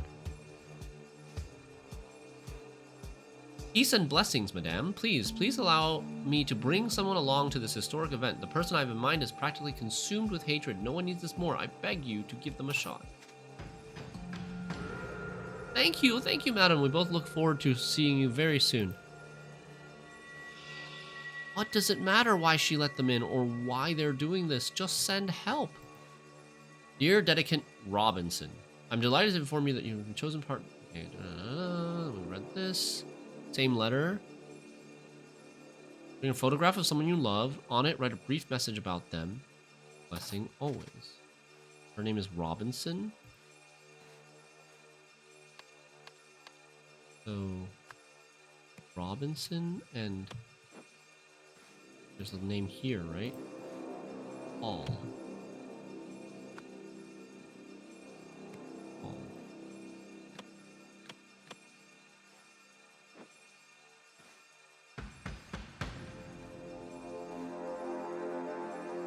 This is the same.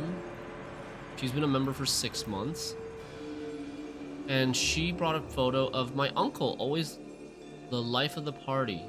50 years old.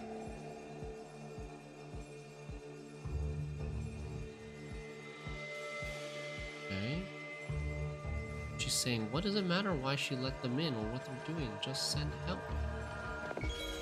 Each day here brings us closer to enlightenment. Okay. Names. Names. Tessa Navari. Westlake. Marie Westlake. Tim Spender. And then we've got 4 names that aren't being used right now. Neil Remington, Mittens, and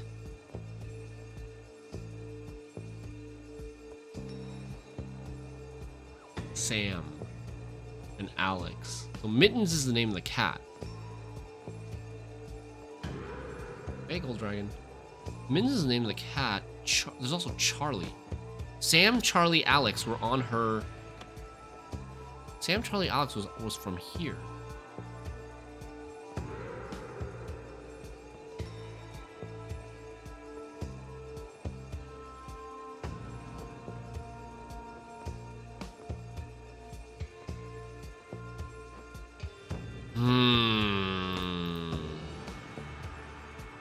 Oh, Neil Remington. Okay, I see. This guy's last name is Remington. This is his. He just joined. He was the one being brought. He was brought by her, I think. She was the one probably who requested to bring a friend. Maybe. That might be an assumption, but he's Remington. Neil was his father's name. Mittens is her name, the cat's name. So Sam, Alex, Charlie. These three people should be Sam, Alex, and Charlie, I believe.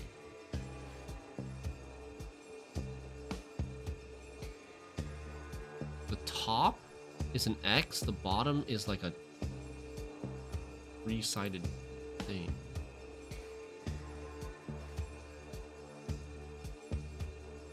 Charlie. Okay, yeah. So that's Charlie. Sam and Alex went before Charlie. This is Charlie. And these are Sam and Alex.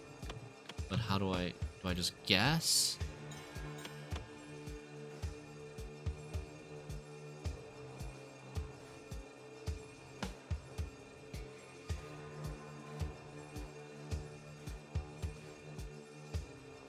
There's no name left on these messages.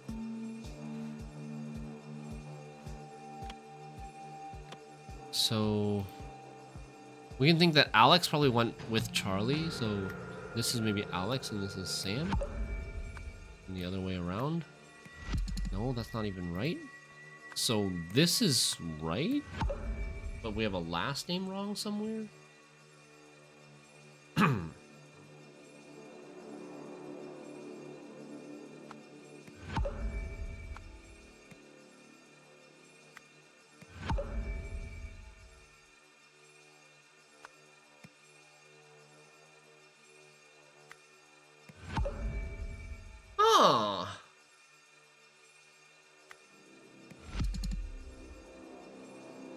So currently, with this setup, there's 2 wrong. Exactly 2 wrong. With this setup,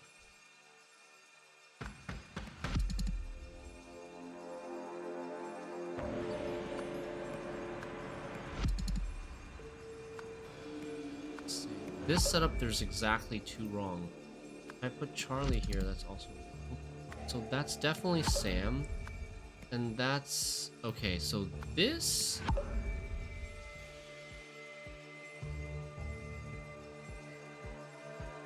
what?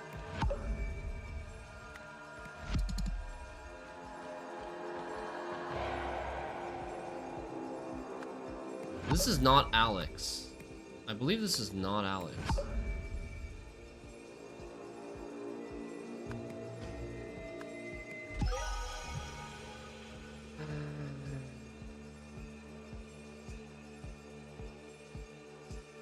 Don't understand why.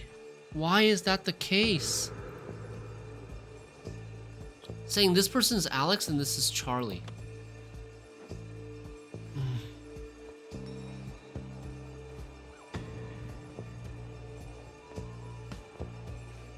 I can't believe it. We were so close.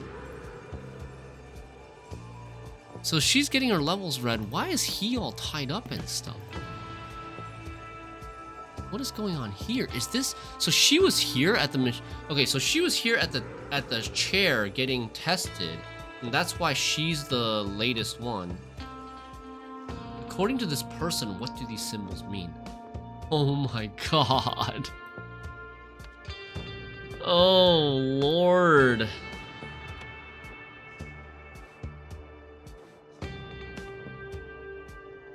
So she's pressed the cane and the little triangle, squiggly, I don't know, quadrilateral thing.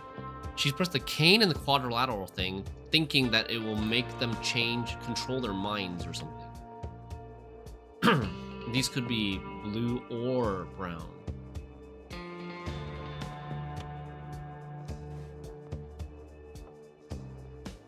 Connect each power to its counterpart.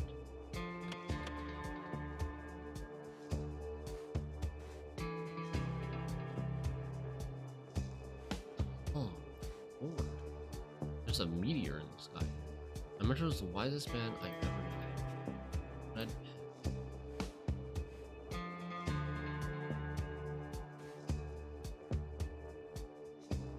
Fundamental forces. Injustice, justice, order, chaos, hatred, empathy.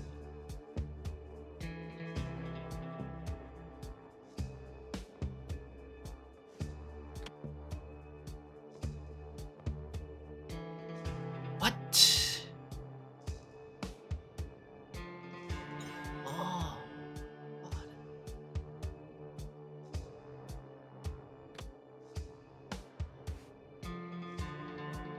The key powers, the fundamental forces, and the key powers.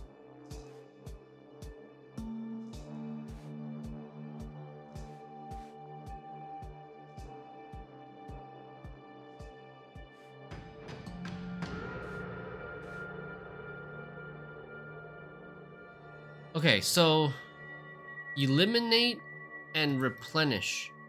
This is eliminate, this is replenish. Is that simple? Is it that simple? Pain is eliminate, and the other one is replenish. Eliminate, replenish, and then squiggly key. Squiggly key.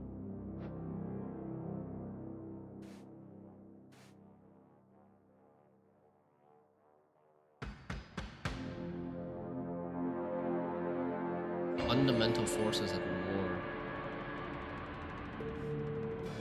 Light and dark.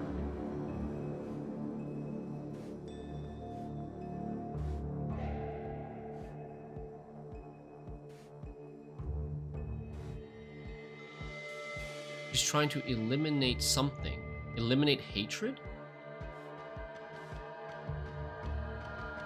Enlightened meter works best when subjects are focused on loved ones and what they mean to them.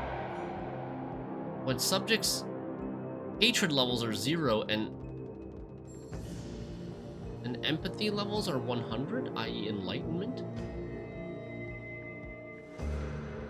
That makes sense. Hatred and empathy are opposites. It does kind of make sense, hatred and empathy.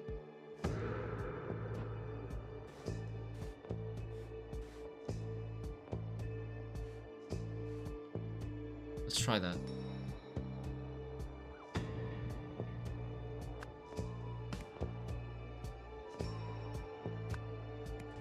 Nice. Okay, eliminate hatred, replenish empathy.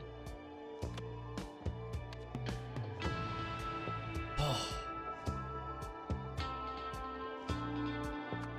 Tessa Navari and some of her followers or dedicants were at the Harmony Foundation for a procedure?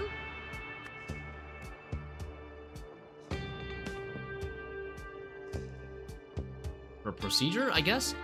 The aim was to first eliminate hatred and then replenish empathy, resulting in enlightenment. However, they were interrupted by people who wanted to seize everything at the Harmony Foundation. In the large room downstairs, blank blank blanked a blank. In response, blank blank blank blank with a blank. Because of this, someone blanked someone with a blank. What the heck? Okay, I don't know. Okay, those are tasers on him?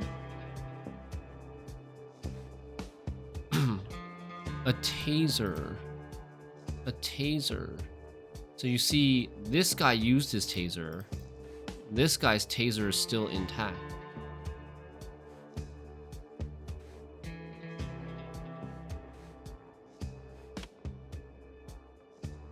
We're so close to enlightenment. Okay.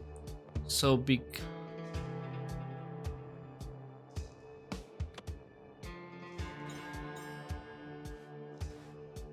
So he attacked him, I guess.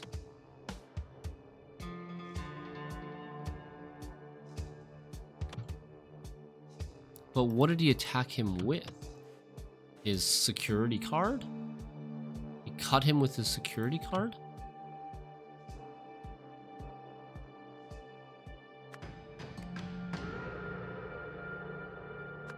Shot him with a taser. The other guy, Billy Greer. Billy Greer shot Alex Remington with a taser. In response, Alex Remington stabbed, I think. Yeah. Stabbed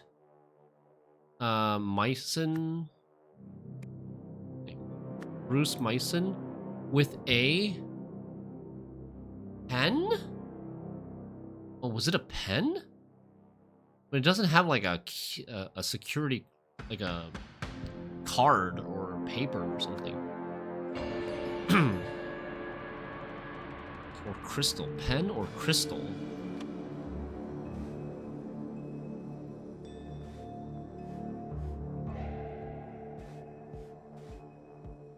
License security.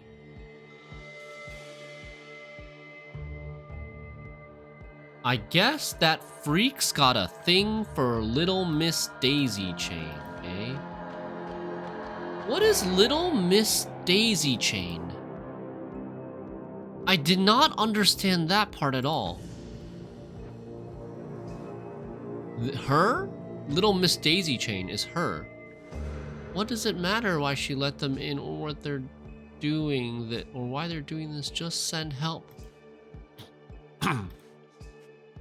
Copy that. Police deployed. So she must be Little Miss Daisy Chain. Daisy Chain on her head. So they tried to grab her. Sam Robinson. Bruce Mason grabbed Sam Robinson. Alex Remington stabbed Bruce Mason with a pen. Because of this, Billy Greer shot Alex Remington with a taser.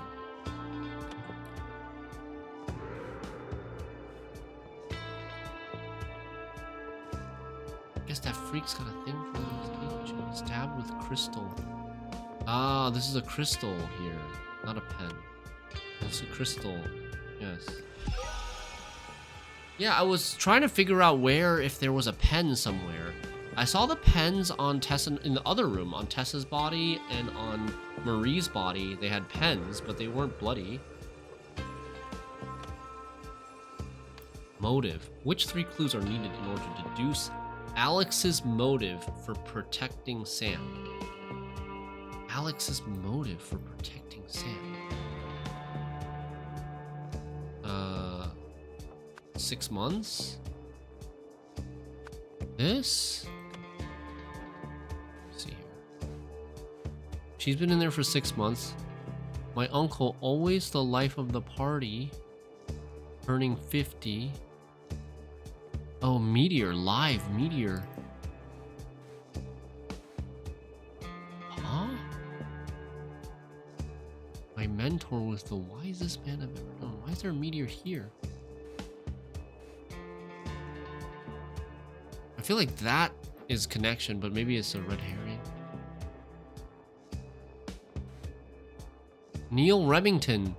Dad taught me the importance of standing up for family, so he's standing up for family. She's his family. Uncle was always the life of the party. I think.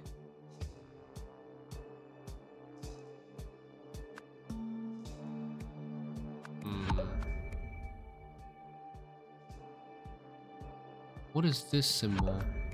These two I feel like are definitely related.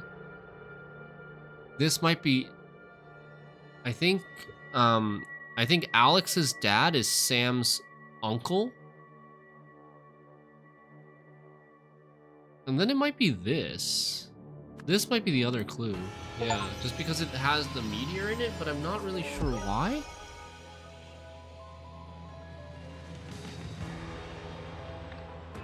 You've solved the scenario. Before the enlightenment process could begin, OPIG officials arrived, backed up by hired goons to kick everyone out of the building and confiscate everything inside. One of the officers got heavy-handed with a female follower, so her cousin, yes, they're cousins, stabbed him before being tasered and restrained.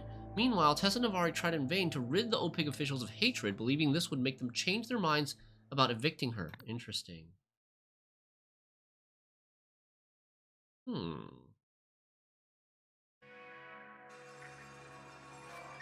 This would never work the way she imagined, but some of these pieces seem legitimate.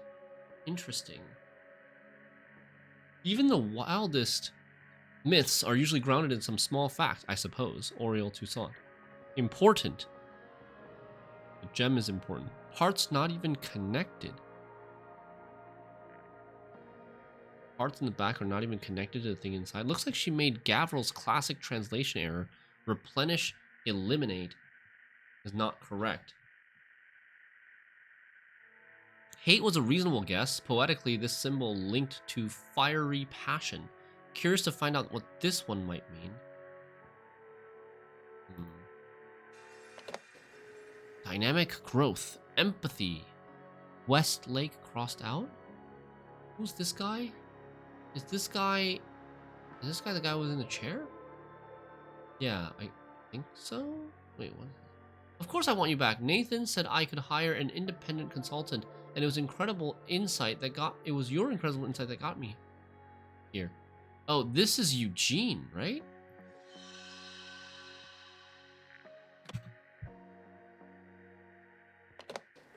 This is Eugene, I believe.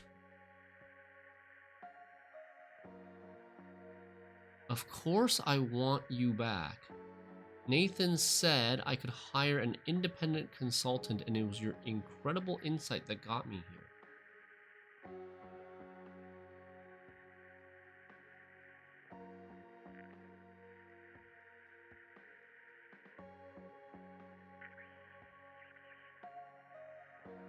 So it sounds like Westlake got canned.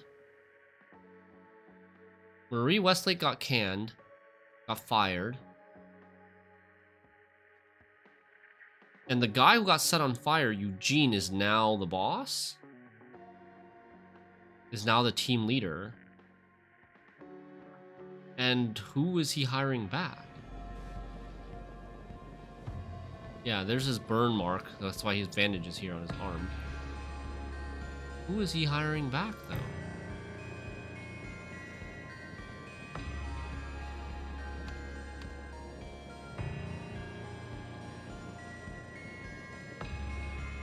Contractor, emotion studies. I think that's her. Project terminated.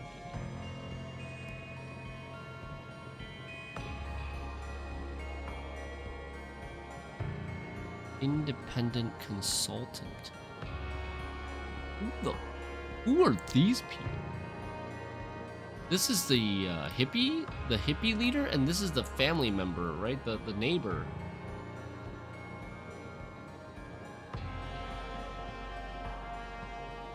She could also be the independent consultant.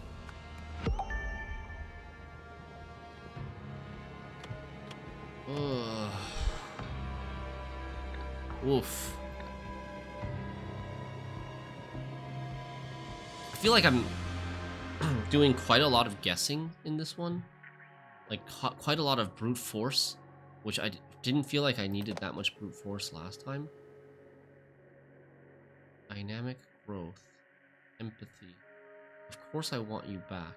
Nathan said I could hire an independent consultant. So he's talking with. It was your incredible insight that got me here. Okay, she's talking with her. Well, this is correct. She's the independent consultant. That's correct too.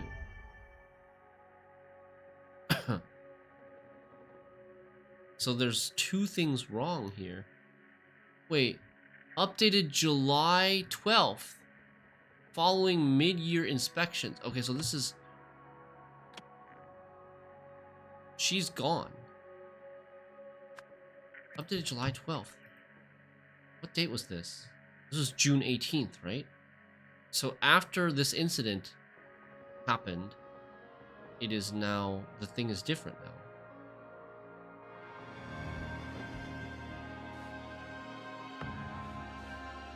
June 18th, yes.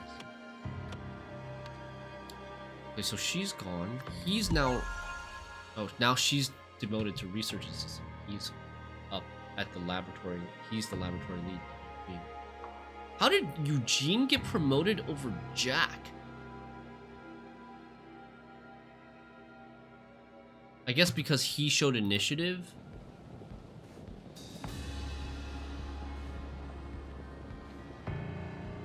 I don't know. Story. Okay.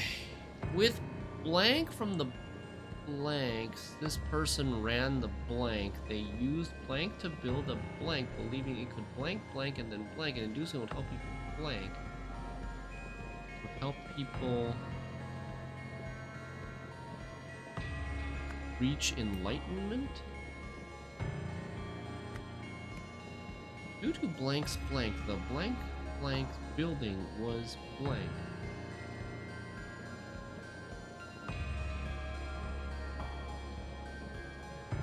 Okay, this first part should have to do with the Harmony Foundation and their enlightenment stuff. The last part should have to do with this scenario.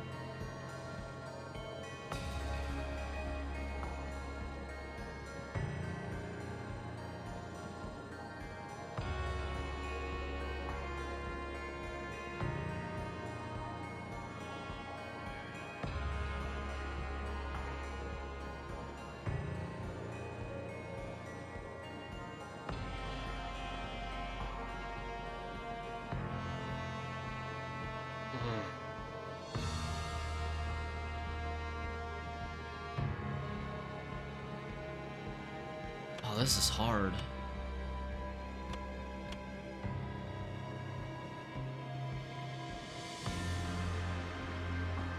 With funding from the OPIG Corporation, Tessa Navari ran the Harmony Foundation. They used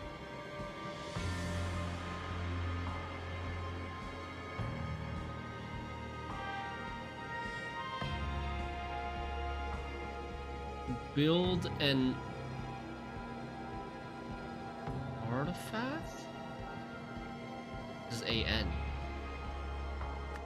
Build an artifact. They used stolen parts to build an artifact, believing it could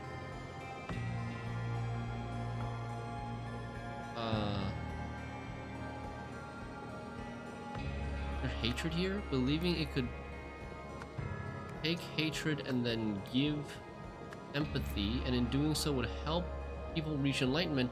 However, it actually... What did it actually do? What did it actually do?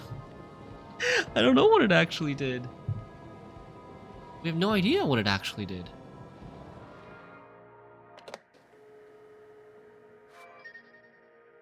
This would never work the way she imagined, but some of these pieces seem legitimate.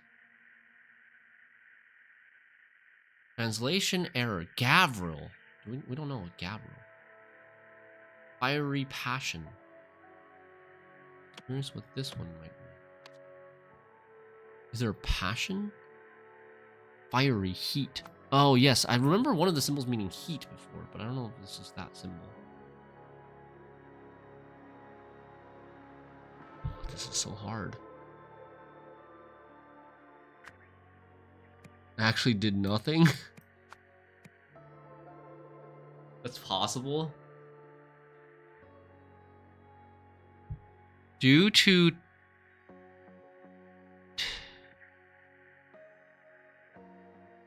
Tesla Navarro's overspending, the OPIC the Harmony Foundation's building was repossessed.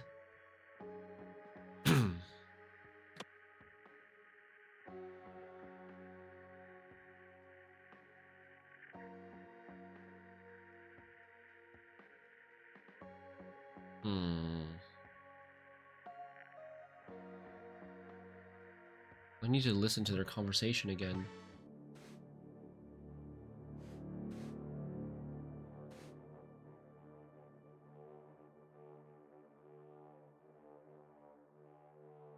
Jim Horney. His last name is Horney. Founder of the Reason Institute.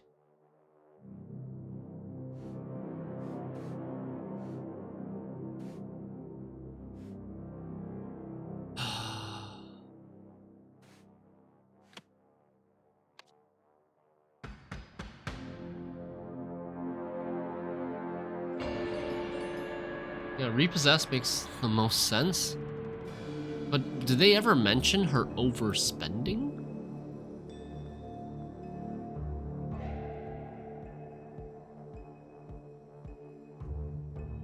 They just said, like, she didn't do anything. She never got any results, right? Maybe that's just overspending. Okay. Blank blank realized the blank might blank if it were blank. What was this enlightenment? Eugene Marmot realized the artifact?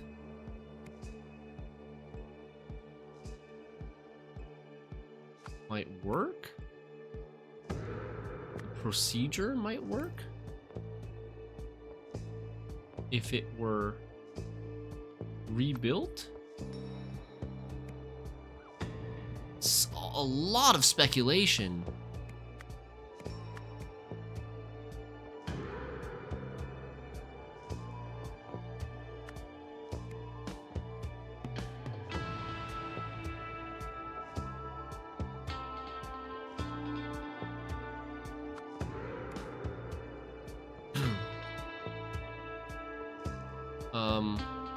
Marie Westlake was in charge of its reconstruction, but blank blank. But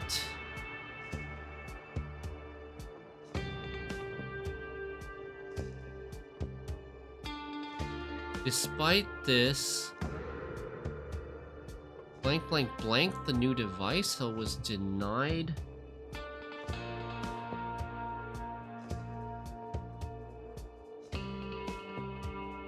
Denied lab access?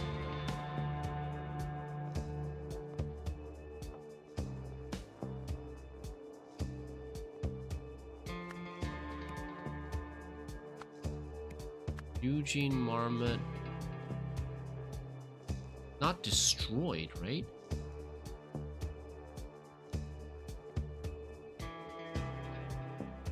What the? Delayed the new device? Like, so many of these words could work. Oh my god.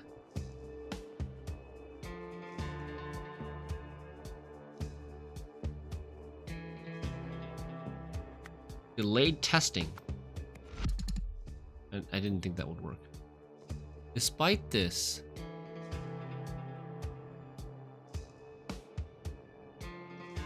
Eugene Marmot activated the new device, so was denied lab access. Okay, so someone realized the procedure might work if it was... The artifact might work if it was... Oh, we're getting close. We're getting close. Eugene Marmot realized the artifact might work if it were rebuilt. I wonder if I should go back to the protest movement. It's like, what was the thing that she gave him that gave him that like the inspiration.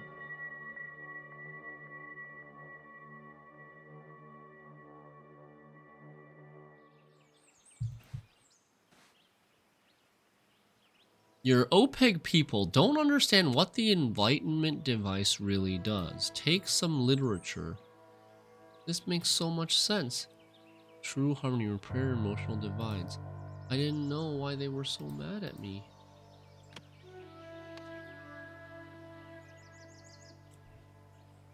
Oh.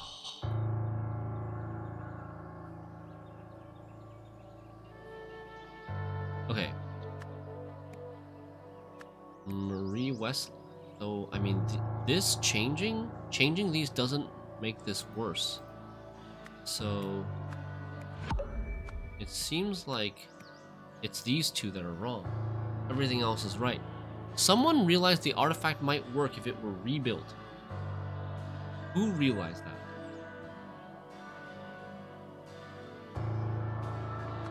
Oriel Toussaint. Yeah. Oriel Toussaint was the one who wrote the letter about, like, the parts looked legitimate and stuff. Oh god, there's still second part, story 2. After learning about the blank, somebody believed he had been blanked because the blank blank had been set to blank blank. However, it was actually set to blank blank, which blanked a blank, which started a fire.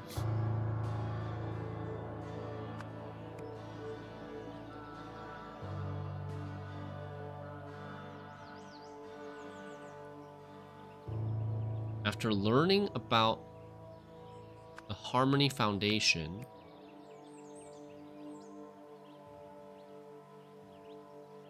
Eugene Marmot believed he had been punished because the blue word.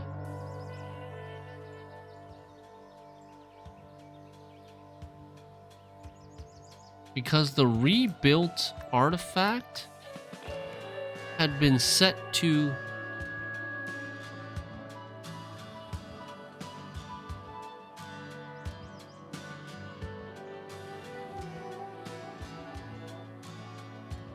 however, it was actually set to give heat, which started a fire.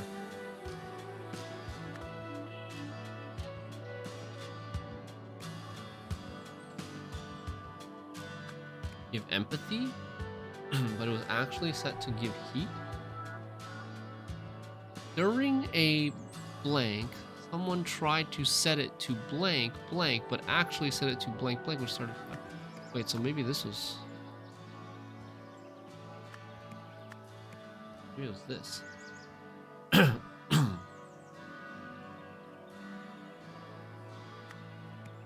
Okay, somebody was impressed by Eugene Marmot's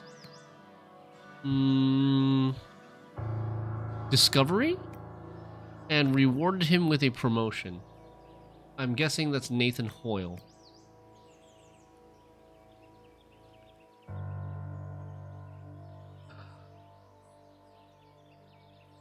I'm confused about these two paragraphs. During a board inspection, Eugene Marmot tried to set it to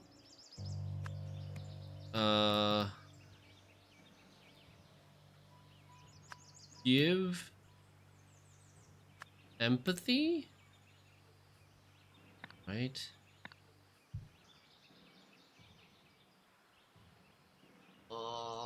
Wait, I need to go back to that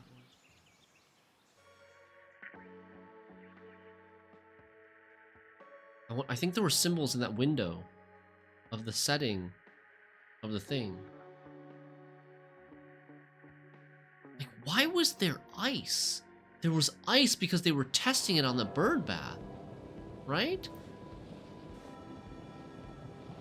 So it's here, it's give.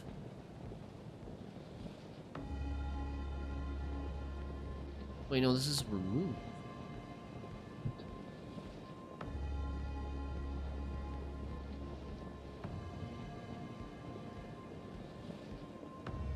This is heat. This is give heat, right? This gotta be give heat.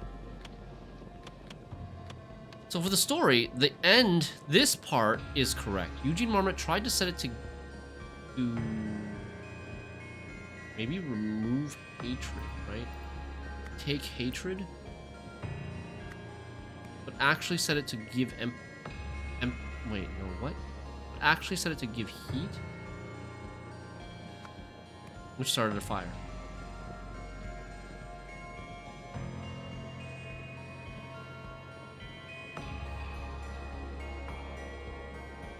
I don't know. This part is these two are really not sure.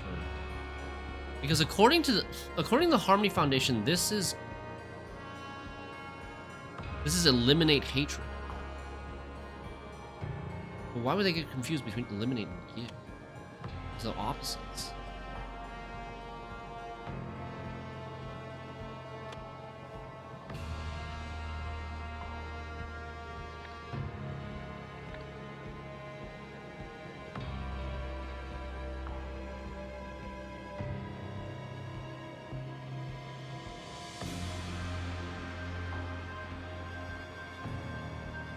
I need to check the window here. Oh. Yeah, okay, so this is remove heat. This is set to remove heat, which is why there's ice from the bird bath. And there also maybe seems to be ice on this leaf. Oh yeah, look at this. The leaves. Oh my god, that's so much attention to detail. The leaves on the vines near the device, near the window, are frozen and dead. And that's why this is ice. Oh, no wonder why is this bird bath just made of ice? It's because they were experimenting at the time inside the lab to remove heat. Oh my god. It was actually set to take heat, which froze a bird bath. After learning about the Harmony Foundation, Eugene Marmot believed he had been punished because the rebuilt artifact had been set to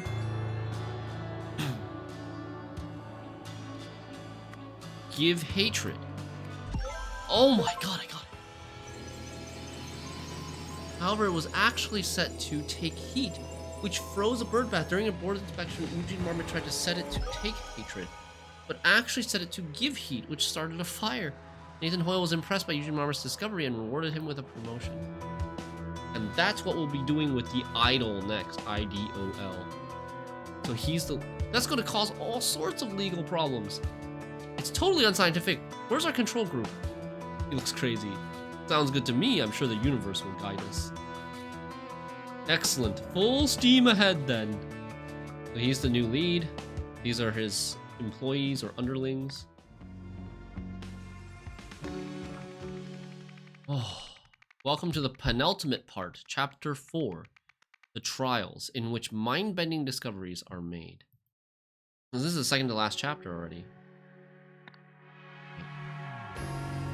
Okay, the last one will be there, I guess.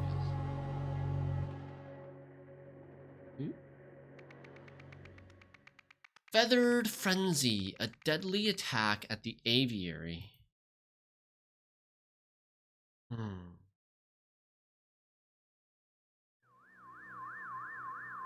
Oh my god, that's a lot of birds, and they're huge.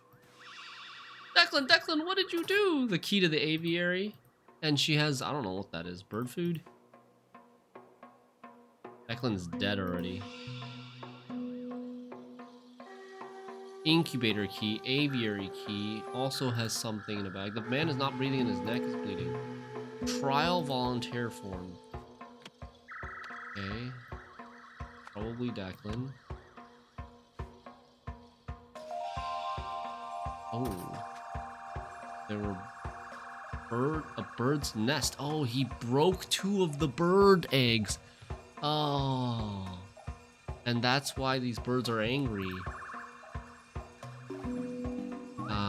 Got a bracelet that has symbols about from the golden idol. A bird. It's currently 12:39 in the afternoon. Why? He promised to take care of you. The bird is dead. Aviary incubator key. This is the incubator. The incubator's on and the bulb is hot to the touch. Okay? But one of the eggs is cracked open. Did it hatch? Maybe this is the small bird, the baby bird? Warning, overexposure to heat from the incubator could prove fatal. Always remember to check on the eggs before putting them inside.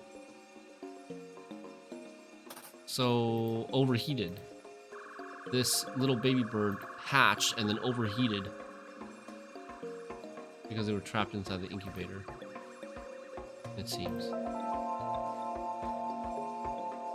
Heron, bright plumage and feeds on live prey. Has teeth. Grouse or grouse. Bird is endangered. Predator status. Hides its eggs in something.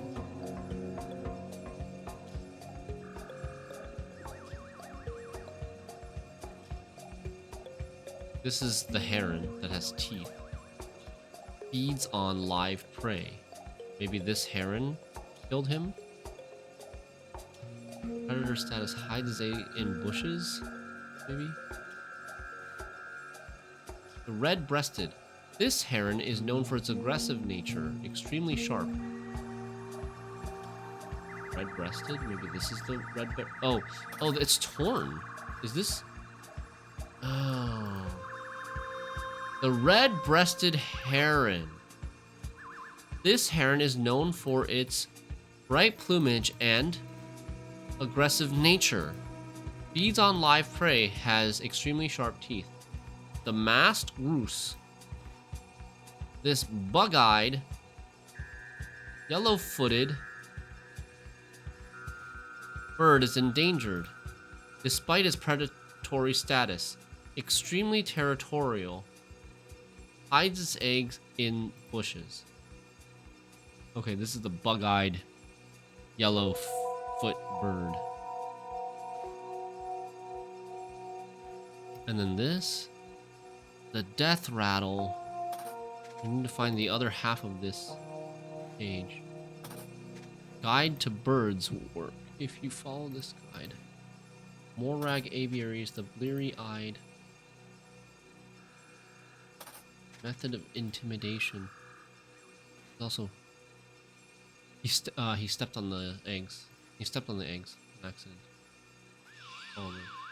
Rot! I didn't know. Rot! Is a parrot? Parroting something that Declan said, maybe? Rot, I'm sorry, Rot. I'm sorry, I didn't know.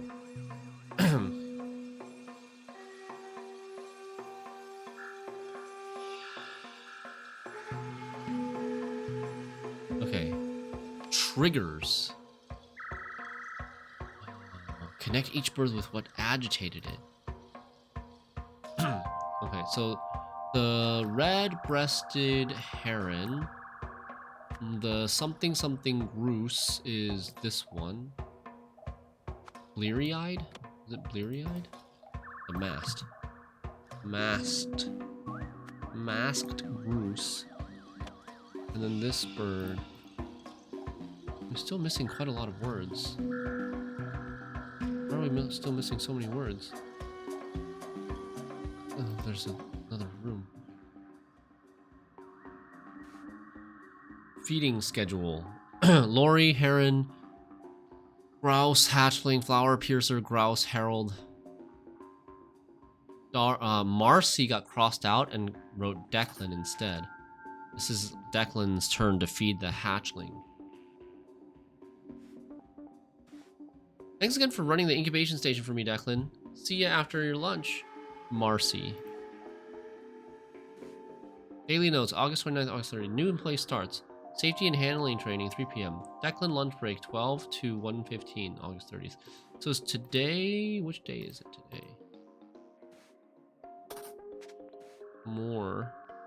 The one who stole my heart. So this is more. He's more. Yeah.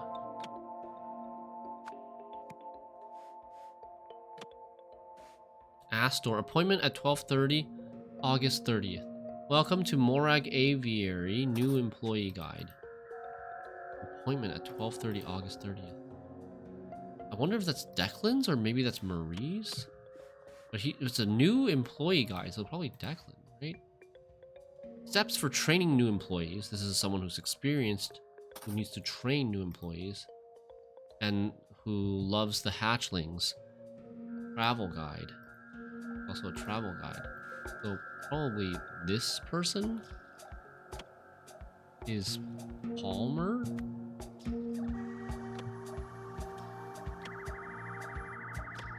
So there's 3 employees, 5 birds. Let's figure out the birds first. Death rattle. These uses its colored feathers as and these terrifying creatures as a method of interpretation. Okay, so it looks like this goes with this. The death rattle Lori, Nithalix Herald. Method of intimidation. Using its colored feathers as a method of intimidation against predators and prey. Its piercing cries often mimic the sounds and words it has recently heard. Silence is advised, as speaking will cause these birds to scream. Okay. The death rattle Lori. Should be these then, right? The death rattle Lori. And the Nithalix Herald. These terrifying creatures were discovered in the jungle where they scavenge for bones. Silence is required, as loud noises will set off attack and trigger their mechanisms. These creatures set off. Silence is required, as loud noises will set off these creatures, provoking attacks and triggering their self-defense mechanisms. It seems like these are the ones getting triggered. Nithalix Herald.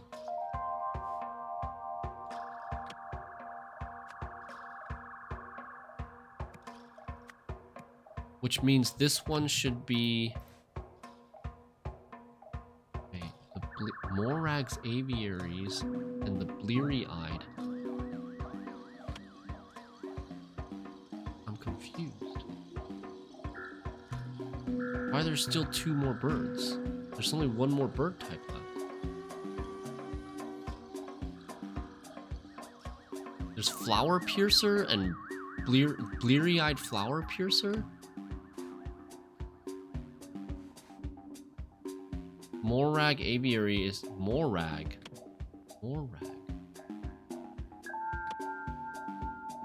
Morag Aviary's Guide to Birds. Okay. Being a bird keeper is hard work, but if you follow this guide, you will have no trouble taking care of our feathered friends. The Bleary-Eyed Flower Piercer. This excitable bird is known for its curious nature. The flower piercer may react aggressively towards bright colors. Avoid bringing anything neon inside habitat to prevent agitation. Inside their habitat to prevent agitation. Okay, so I think this is it. The Bleary-Eyed Flower Piercer should be.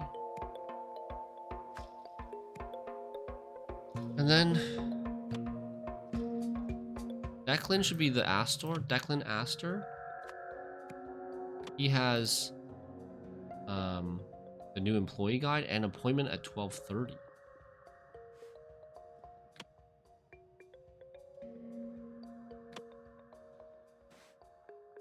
There's Marcy, Declan, Crystal. There's only 3 people. Marcy, Declan, and Crystal.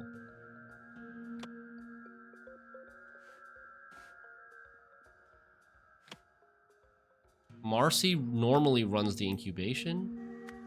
So it should be like this. No? It's not even close. I'm shook. What? Really? Marcy Palmer, it makes a lot of sense.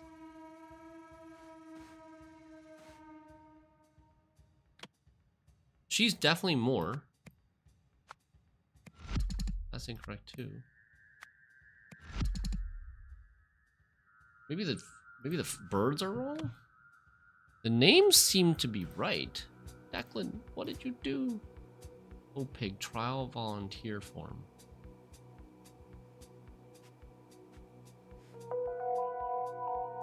The red-breasted thing, definitely right.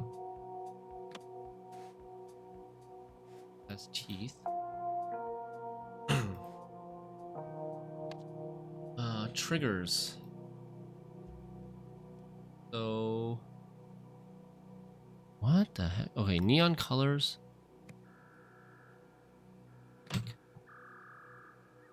Oh, neon colors.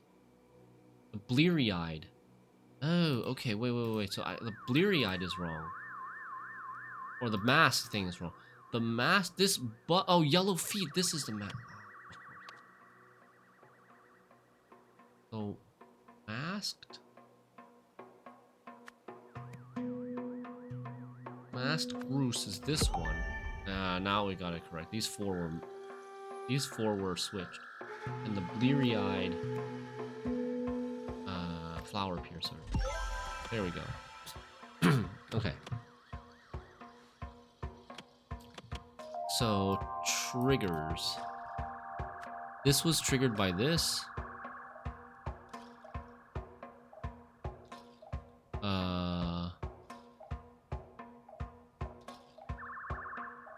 This was triggered by the noise. This was triggered by this. Wait, what? What the heck? It doesn't show what... it doesn't have the red-breasted thing as one of the birds that were triggered. That's so strange. Okay, so the masked Groose. Masked Groose...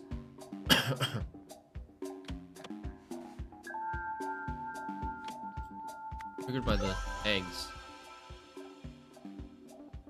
Masked Groose was triggered by the eggs.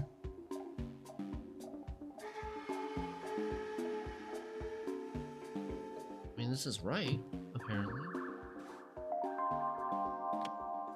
Who wore this armband? Was it Declan? I guess? Who wore the armband? Events. At the aviary.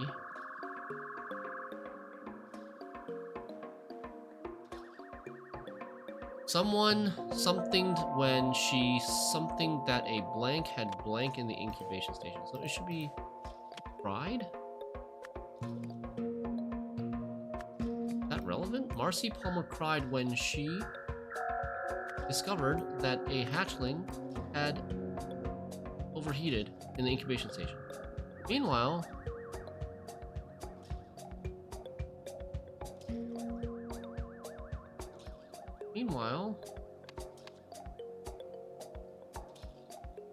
Declan Astor entered the aviary where his bracelet was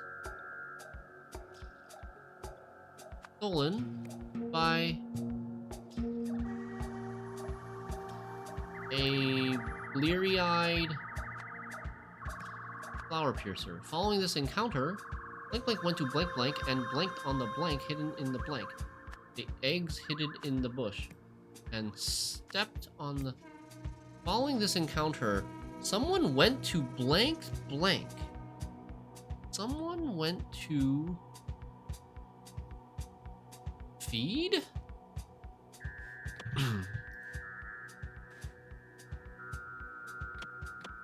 I think? Feed?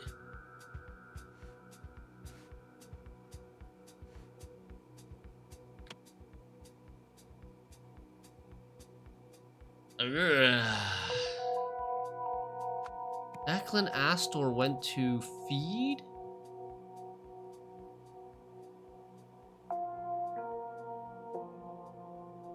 It can only be feed. That's the only verb that is conjugated correctly for this sentence. He went to overheated, he went to killing, he went to mimicked. Right? It needs to be like a present tense. Feed. Everything else is past tense. Declan Astor went to feed, but I don't know which bird did he go to feed? I'm assuming we can make an assumption it's the heron, red-breasted heron, but maybe not. Red-breasted heron says feeds on live prey, so this is not live prey, right? Maybe it's not this. In retaliation, extremely territorial. It's a predator status. In retaliation, the masked goose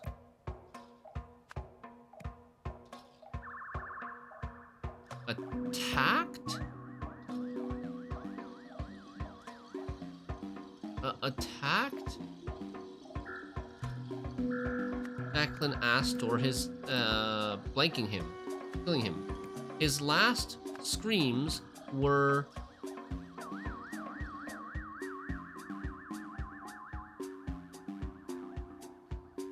mimicked by,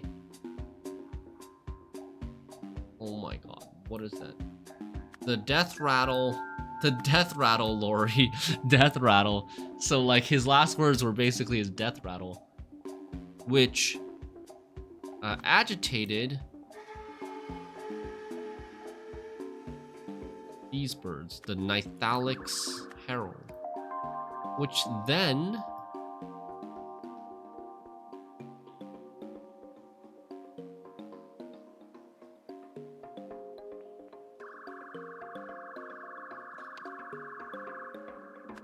attacked Crystal Moore. Yes! Oh, I still haven't finished this. To feed what? Masked goose? Maybe not, because they're predators. So like, this feeds on live prey. This is a predator status. Maybe feeding this. Which one is that? Bleary-eyed flower piercer? Bleary-eyed flower piercer. Okay. These two are wrong. The red-breasted heron. Why is it not the bleary-eyed flower piercer?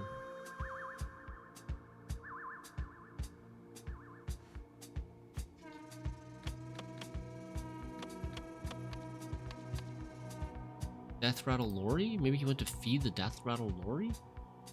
I'm not sure how you're supposed to tell which bird he fed. There's some that can be eliminated, but like Death Rattle Lori doesn't say what they eat. Nithalix, oh, they scavenge. Nithalix scavenge for bones, I guess. So then it's got to be either bleary-eyed, either the bleary-eyed flower piercer, or like it's got to be bleary-eyed flower piercer, which is not correct. So then if it's not that, then it's got to be the other thing. The Death Rattle Lori, right? But how do you know it's not the bleary-eyed flower piercer? It's still not right. Oh my god.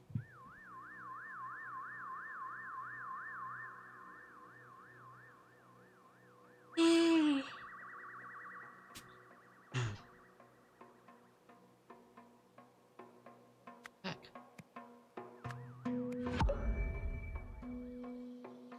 Masked goose?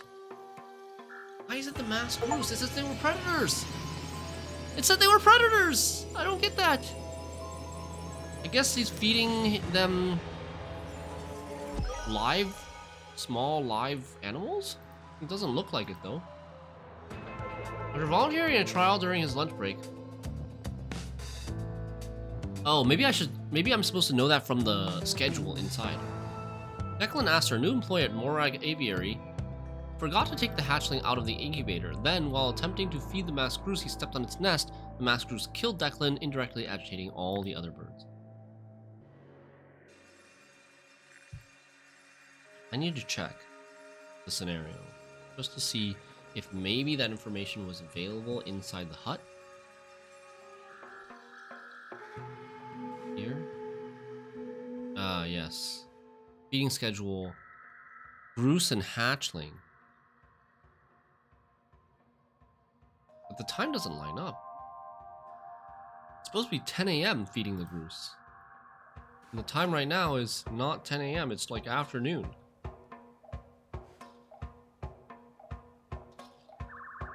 That's weird. Isn't that weird? That seems inconsistent. Research engineer. Subject 37 did not arrive for his follow-up appointment. Another scumbag took the money and ran.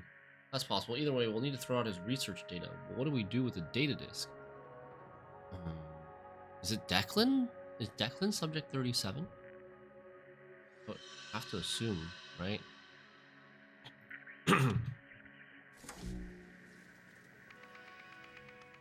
Backstage drama. Pandemonium at the Stardust Variety Hour.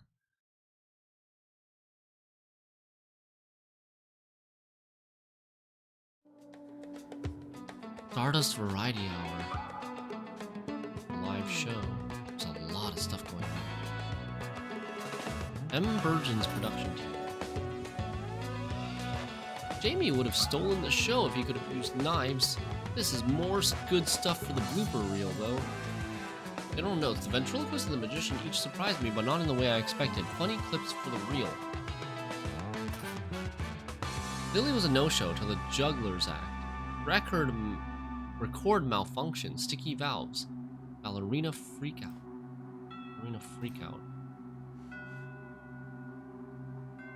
Jugglers Act. What the heck is going on? No weapons on set. Someone brought knives, apparently. Stardust Variety Hour. Winners of yesteryear. Okay. Last 6 years winners. There's been a sudden outpouring of complaints about our allowing previous winners to compete in the Stardust Variety Hour. We assure you that Stardust Variety Hour is a fair contest with no possibility of skullduggery. Continuing to harp on this will result in you being released from the show. Your host, Dante Longo.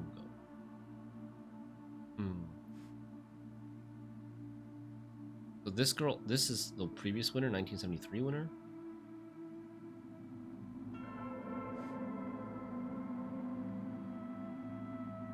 I don't know if I recognize any of the others. This is a ventriloquist.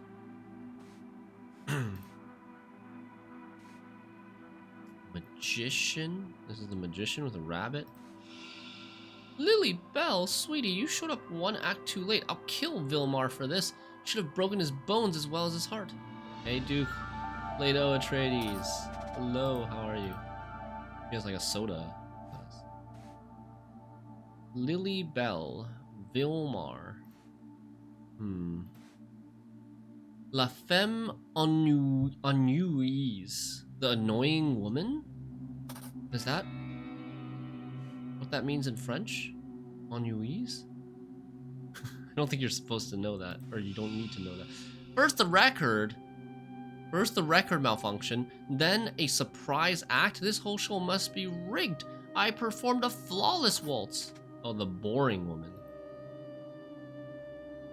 I performed a flawless waltz.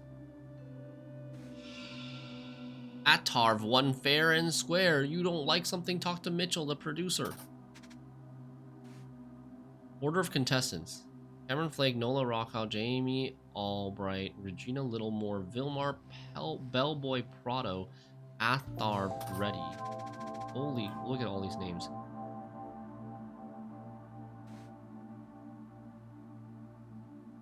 I can't help but notice we are competing against a previous champion. We already know the judges like her act. She'll be a shoo-in for the grand prize unless something goes wrong. Shouldn't the rest of us get a fair shot? Cam. This is probably the host, right?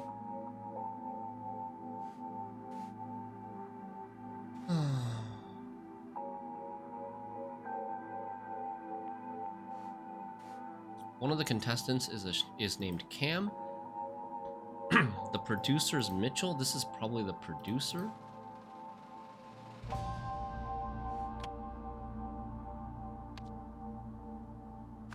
Mitchell? Whoa, you gotta chill. A bunny ran on stage during my act, but you don't see me whining. A bunny ran on stage during my act.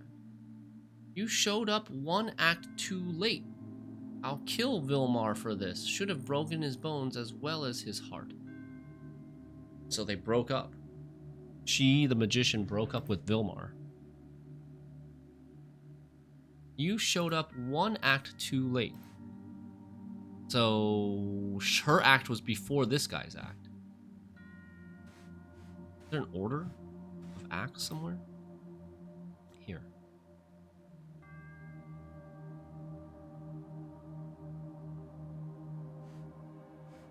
Okay. Psst, Vilmar, did you tell the little dancer that I only switched my act because someone took my soda? Typical theater kids, yeah. Stardust winner, pay $25,000 to the winner, and he has a wristband.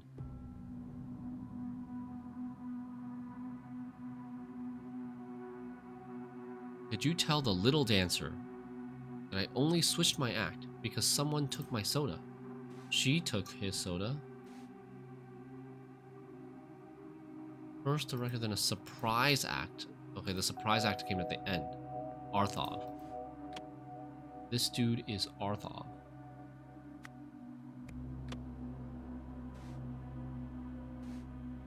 Arthov Reddy.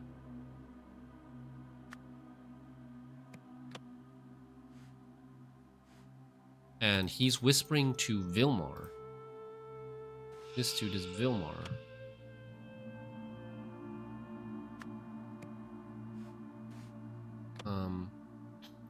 And his last name is Bellboy Prado. Why is his name Bellboy? Prado. Is that a hint anywhere? Bellboy? Sweet biscuits, Cam. That's delicate. Ooh. Lone Wolf? Hunter Wolf? Nola?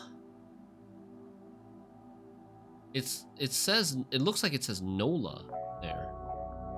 And then added some letters to make it look like wolf.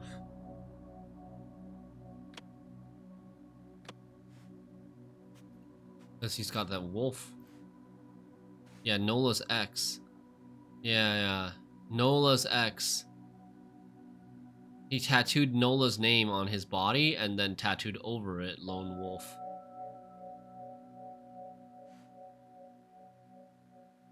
Sweet biscuits, Cam. That's a small bite mark.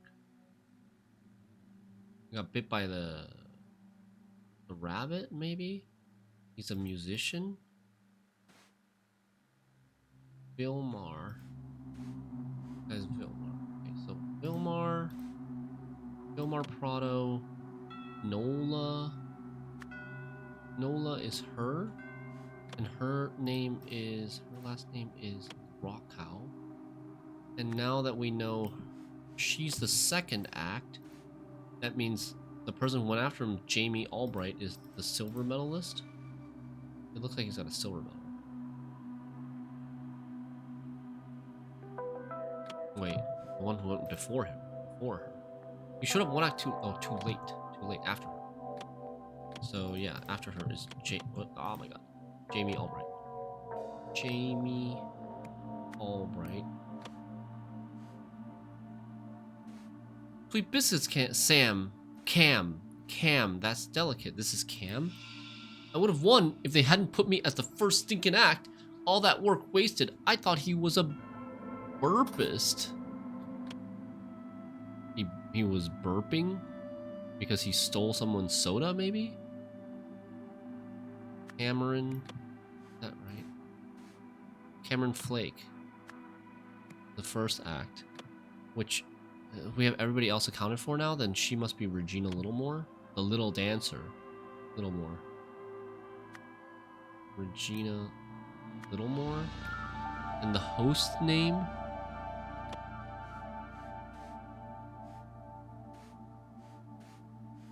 Wasn't there... M. Burgeon. Mitchell Burgeon. Production team. Who's the host name?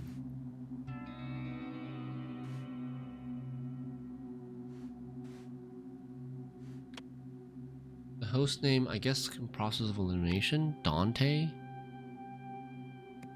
Longo Dante? Dante Longo? Cage, an empty cage. Balls the juggler. A trumpet. Musician. Props table, do not touch. And we're missing one spot.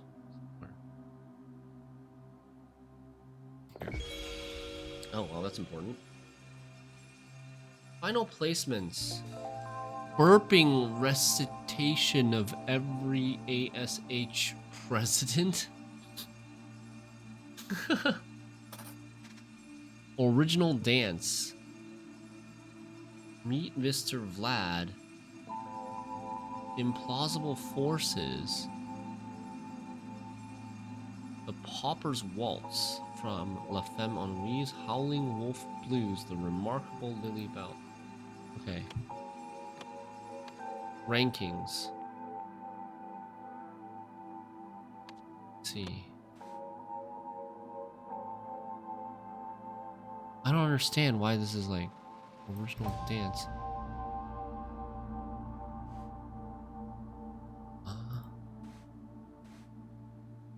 Jamie would have stolen the show if he could have used knives. This is Jamie.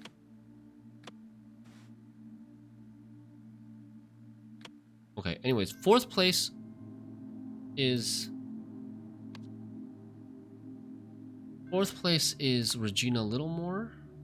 Wait, oh, Regina Littlemore is the ballerina. The magician is sixth place. Lily Bell. Howling Wolf Blues, fifth place, is the musician. Meet Mr. Vlad's got to be the ventriloquist, right? But who is the ventriloquist? There's 6 contestants. 1, 2, 3, 4, 5, 6. This is the ventriloquist. Oh, this is the musician. Who's the juggler? Maybe this guy's the juggler?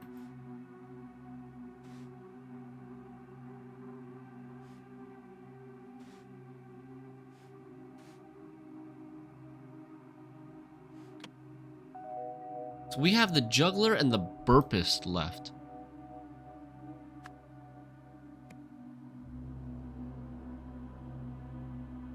The juggler and the burpist left. Juggler is implausible forces. But burpist, I don't understand why this got deleted. Original dance. Like, there's almost like 7 acts instead of 6. There's only 6 acts. Arthov, the last person that won, this is Arthov. He won, but we don't know what he did.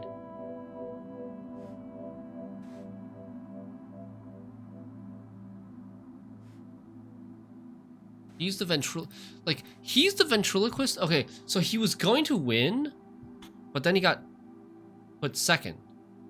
Wait, what? But this guy has a silver medal. Oh, this guy has a medal too. Okay, so this is a silver medal, this is the bronze medal. Ventriloquist got second. It said original dance. We only have the juggler and the burpist left. So the... Wait, who is the burpist? What the... Lone Wolf should be juggler? But I thought because he has the music sheet that he was the musician. But maybe, yeah, I also did get confused there because the music sheet suggests he's the musician. But the thing, his comment about Cam, that's delicate, makes him the juggler. And he would have done better with knives, yeah.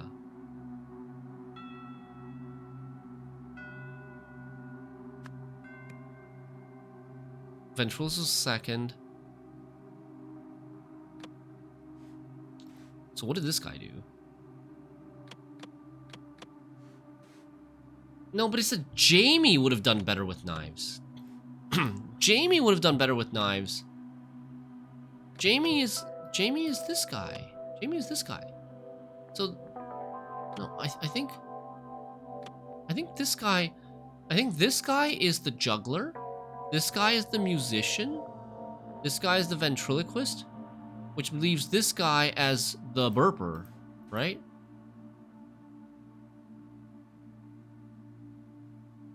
I thought he was a burpist. And he needed the soda to do the burping. But he wasn't a burpist, he was a... The burpist was first. Ventriloquist, juggler, ballerina, and... the musician. There we go. Lone Wolf was a musician. Lone Wolf was a musician. Howling Wolf Blues, see? Okay. Events. At a talent show. Someone blanked the act of a previous winner. This person by something using blank. Oh, so they sabotaged the act of a previous winner, which was Regina Littlemore, by scratching a record using I don't know what. Meanwhile, let me see. See, the record was scratched. But using what?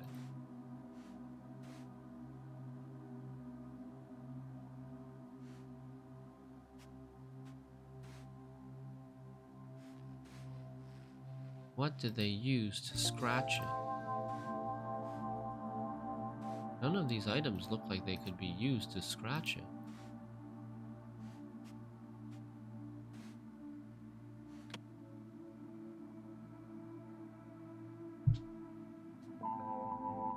Meanwhile, someone done from the blog to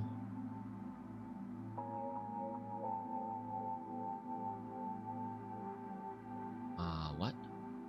In retaliation, this person blanked a blank into the blank. Lily was a no-show till the Jugglers Act. Lily is Lily Bell, the rabbit.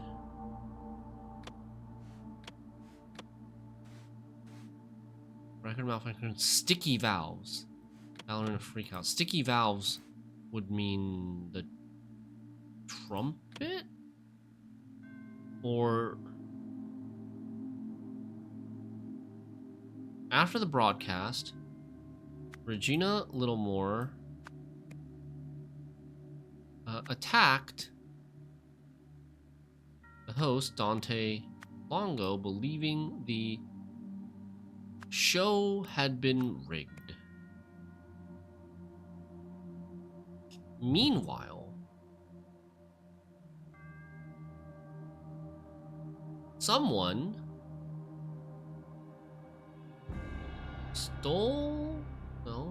someone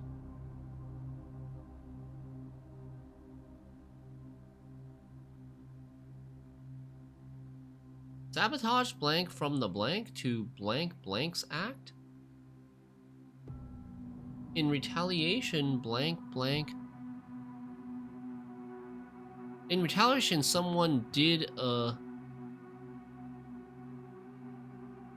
blank into the blank. Poured a soda into the trumpet. That kind of makes sense, but why? I don't remember seeing anything that suggested someone poured soda into the trumpet. But sticky valves, right? Sticky valves is the only thing. Sticky valves. Oh yes, you see there's orange soda here. There's orange soda here coming out of the valves.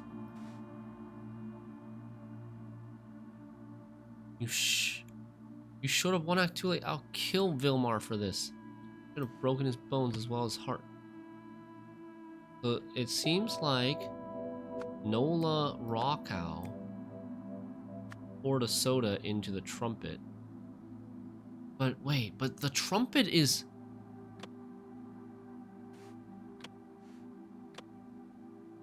I guess the trumpet is Howling Wolf's Blues. The trumpet is part of his act and not part of the juggler's act. But for some reason, the trumpet is also, like, mixed up with the juggler's props. Okay. Meanwhile, Vilmar Prado released something from the cage to... This is kind of inference.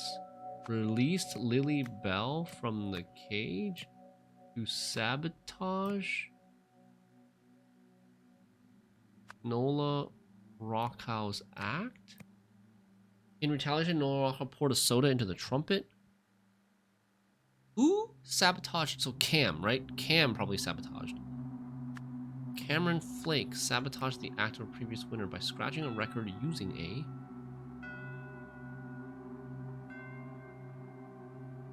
Using a Mr. Vlad? Oh, Mr. Vlad's teeth. Oh. Maybe he scratched the record with his ventriloquist's sharp teeth. Look at that. That's right. I feel like this would not hold up in a police investigation. Like, there is a lot of speculative evidence or, like, loose connections here. Like, the reason I thought Cameron sabotaged the act of the previous winner is because he was the one that complained about it to the host. But just because he complained about it doesn't mean he was the one to do it. Right? And there's no evidence on his ventriloquist, on his like, puppet, that it was used to scratch the record. Due to their past relationship, Vilmar decided to spoil his ex-girlfriend's Nola's magic act by releasing her bunny from its cage. In retaliation, Nola stole Arthov's soda and poured it into Vilmar's trumpet. Because Arthov couldn't belch without his soda, he changed his act to a dance, which surprisingly won. Oh, the original dance.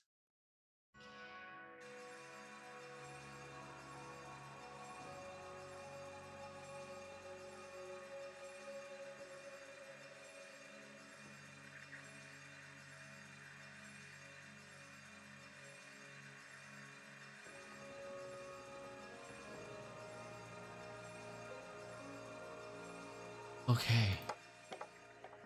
JN, identification of time frame settings for the unnamed device. N. Lens 1. 0.02 hours or 1.220 minutes? Huh? The donut button, round to 1 minute. Lens 2. What is this? What is this?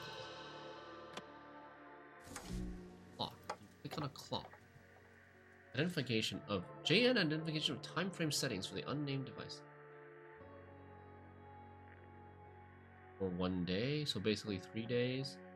Just say 1 month. No need to get so specific, Jack.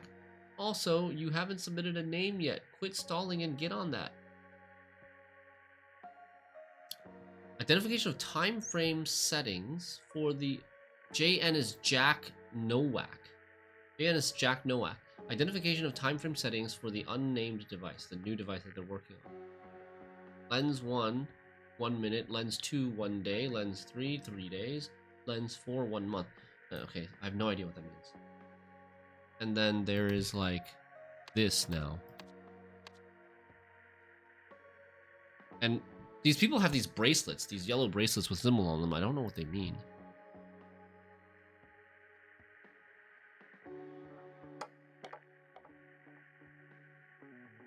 The donut button?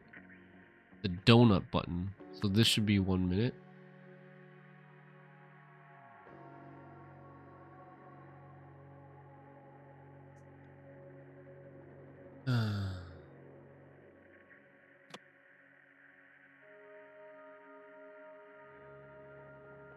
What is this? This is the same guy. Is that guy again? He has the Spale dance. Arthov's winning act. Oh. It's just from the same thing. Huh. Arthov, age 39. He doesn't have the bracelet on him. Do we need to watch this?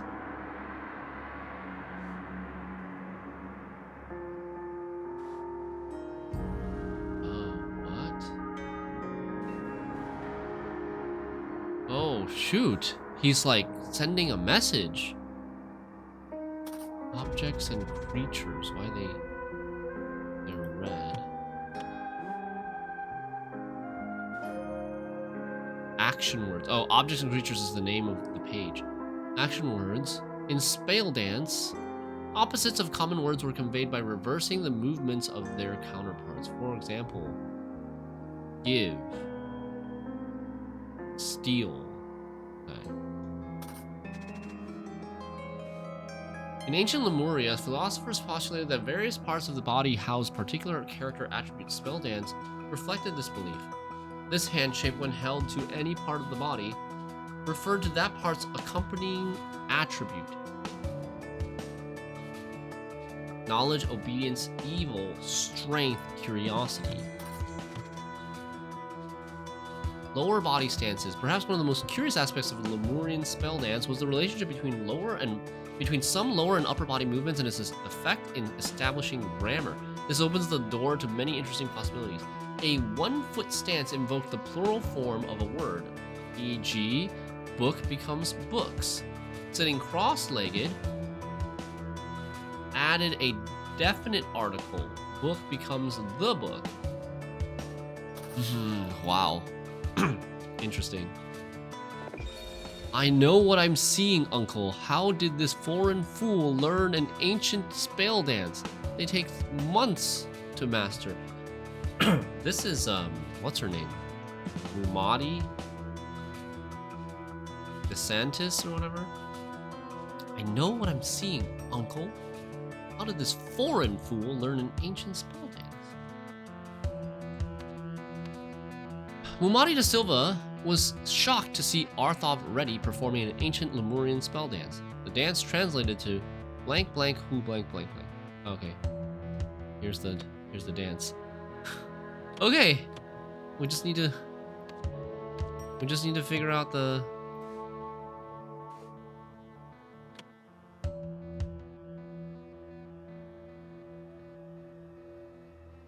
He's pointing to his head, double point to his head. Oh my god, dude. Double point to his head, which means knowledge. I wish we could move these pages too. Knowledge.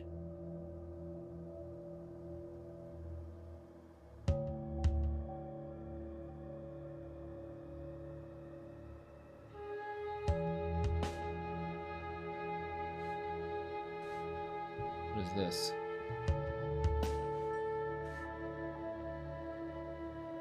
shut?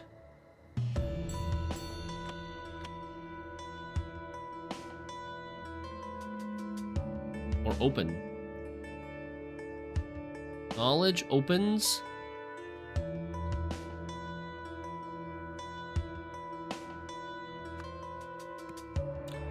Knowledge opens. And then...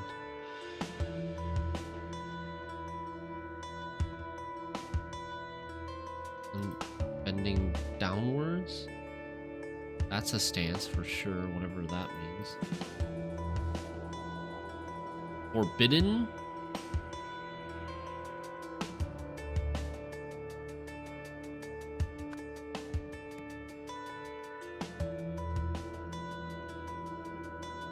This is plural?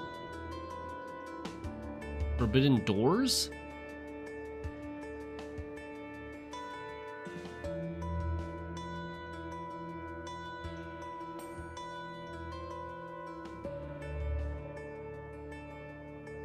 Looks like doors.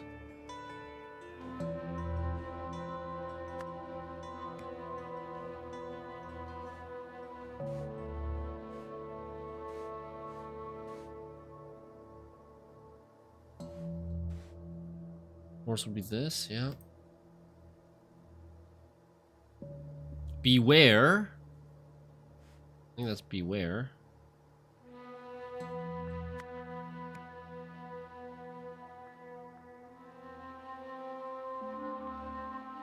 What?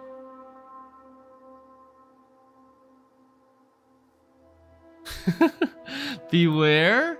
And then he's like standing up with his elbows bent.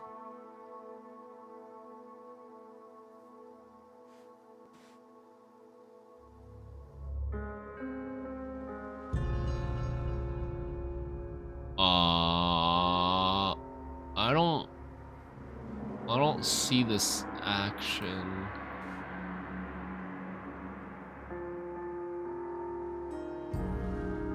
This guy is legit me when I've had 2 drinks and hit the dance floor. Beware, and then squat. Squat up.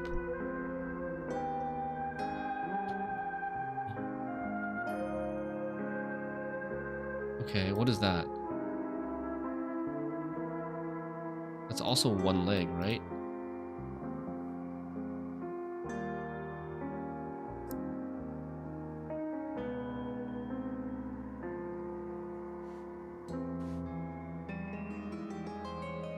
Fool? Fools? Beware something, fools. So there's beware. Wow. And then there's this whole like...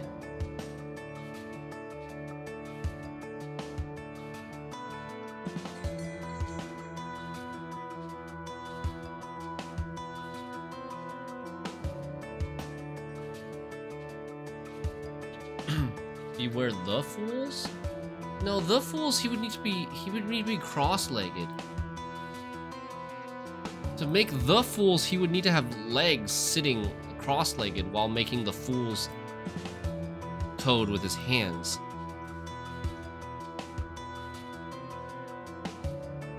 I'm trying to figure out what he's doing from here. This is beware. And this whole part where he spins and he squats a little bit and stands up. This is beware. And then he does this. I think it's an action.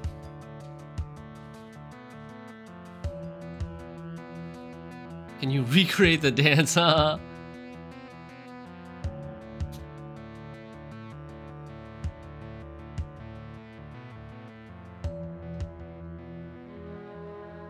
Okay, I'm gonna do the rest of it.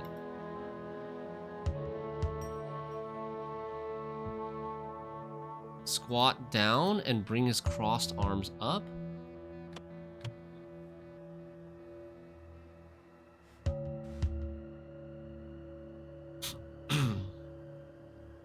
I don't see any of that anywhere.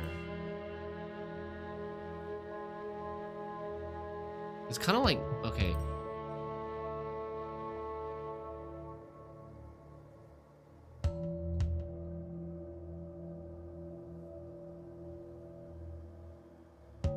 The last thing is a plural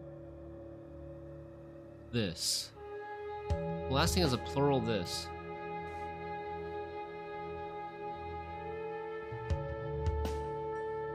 Huh? Like this. What is that? Key? Keys? Kind of like, looks like he's making keys.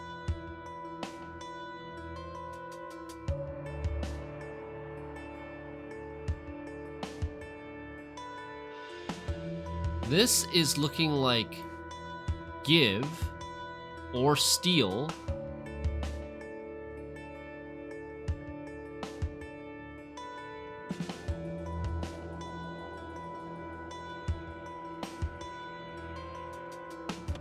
Okay, beware something fools who steal keys.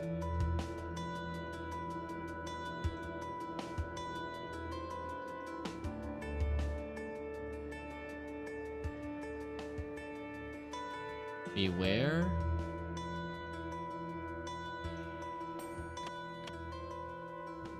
I mean, I don't think this is right. Not the. Beware evil fools? Is there evil? There's the word. Where does the word evil even show up? Oh, is he point? Oh, wait, is he point? Oh, he's pointing. Yeah, he's pointing to his abdomen. That's what that thing was. I thought he couldn't figure it out. Knowledge opens forbidden doors. Beware evil fools who steal keys. You've solved the scenario. Mumadi Da Silva recognized the distinctive movements of Lemurian spale dance. I like how spale dance and pale, the sport that they all watch, sounds really similar. From her uncle's book. And was bewildered by Arthav's knowledge of this ancient tradition. Contains useless information. Contains Subject 37's memories. These are seals? Ah.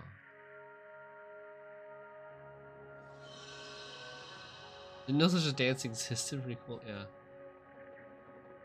Wow. Oh. I'm still very confused about all of this stuff.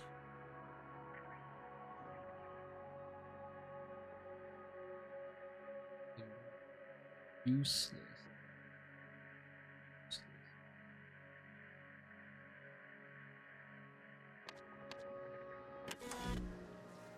Contains useless information.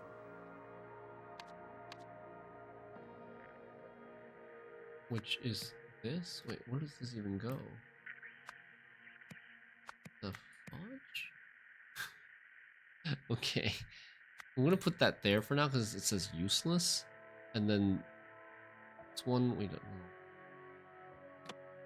Anyways, I gotta go. We'll save this last scenario for tomorrow. But maybe we should be able to finish this week at this rate. This is the second to last chapter. There's one more chapter after this. If we don't finish tomorrow, we probably finish on Thursday.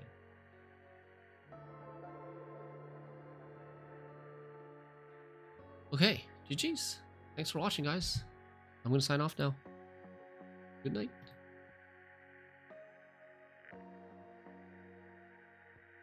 I will say though, I feel like this sequel, I've been guessing more.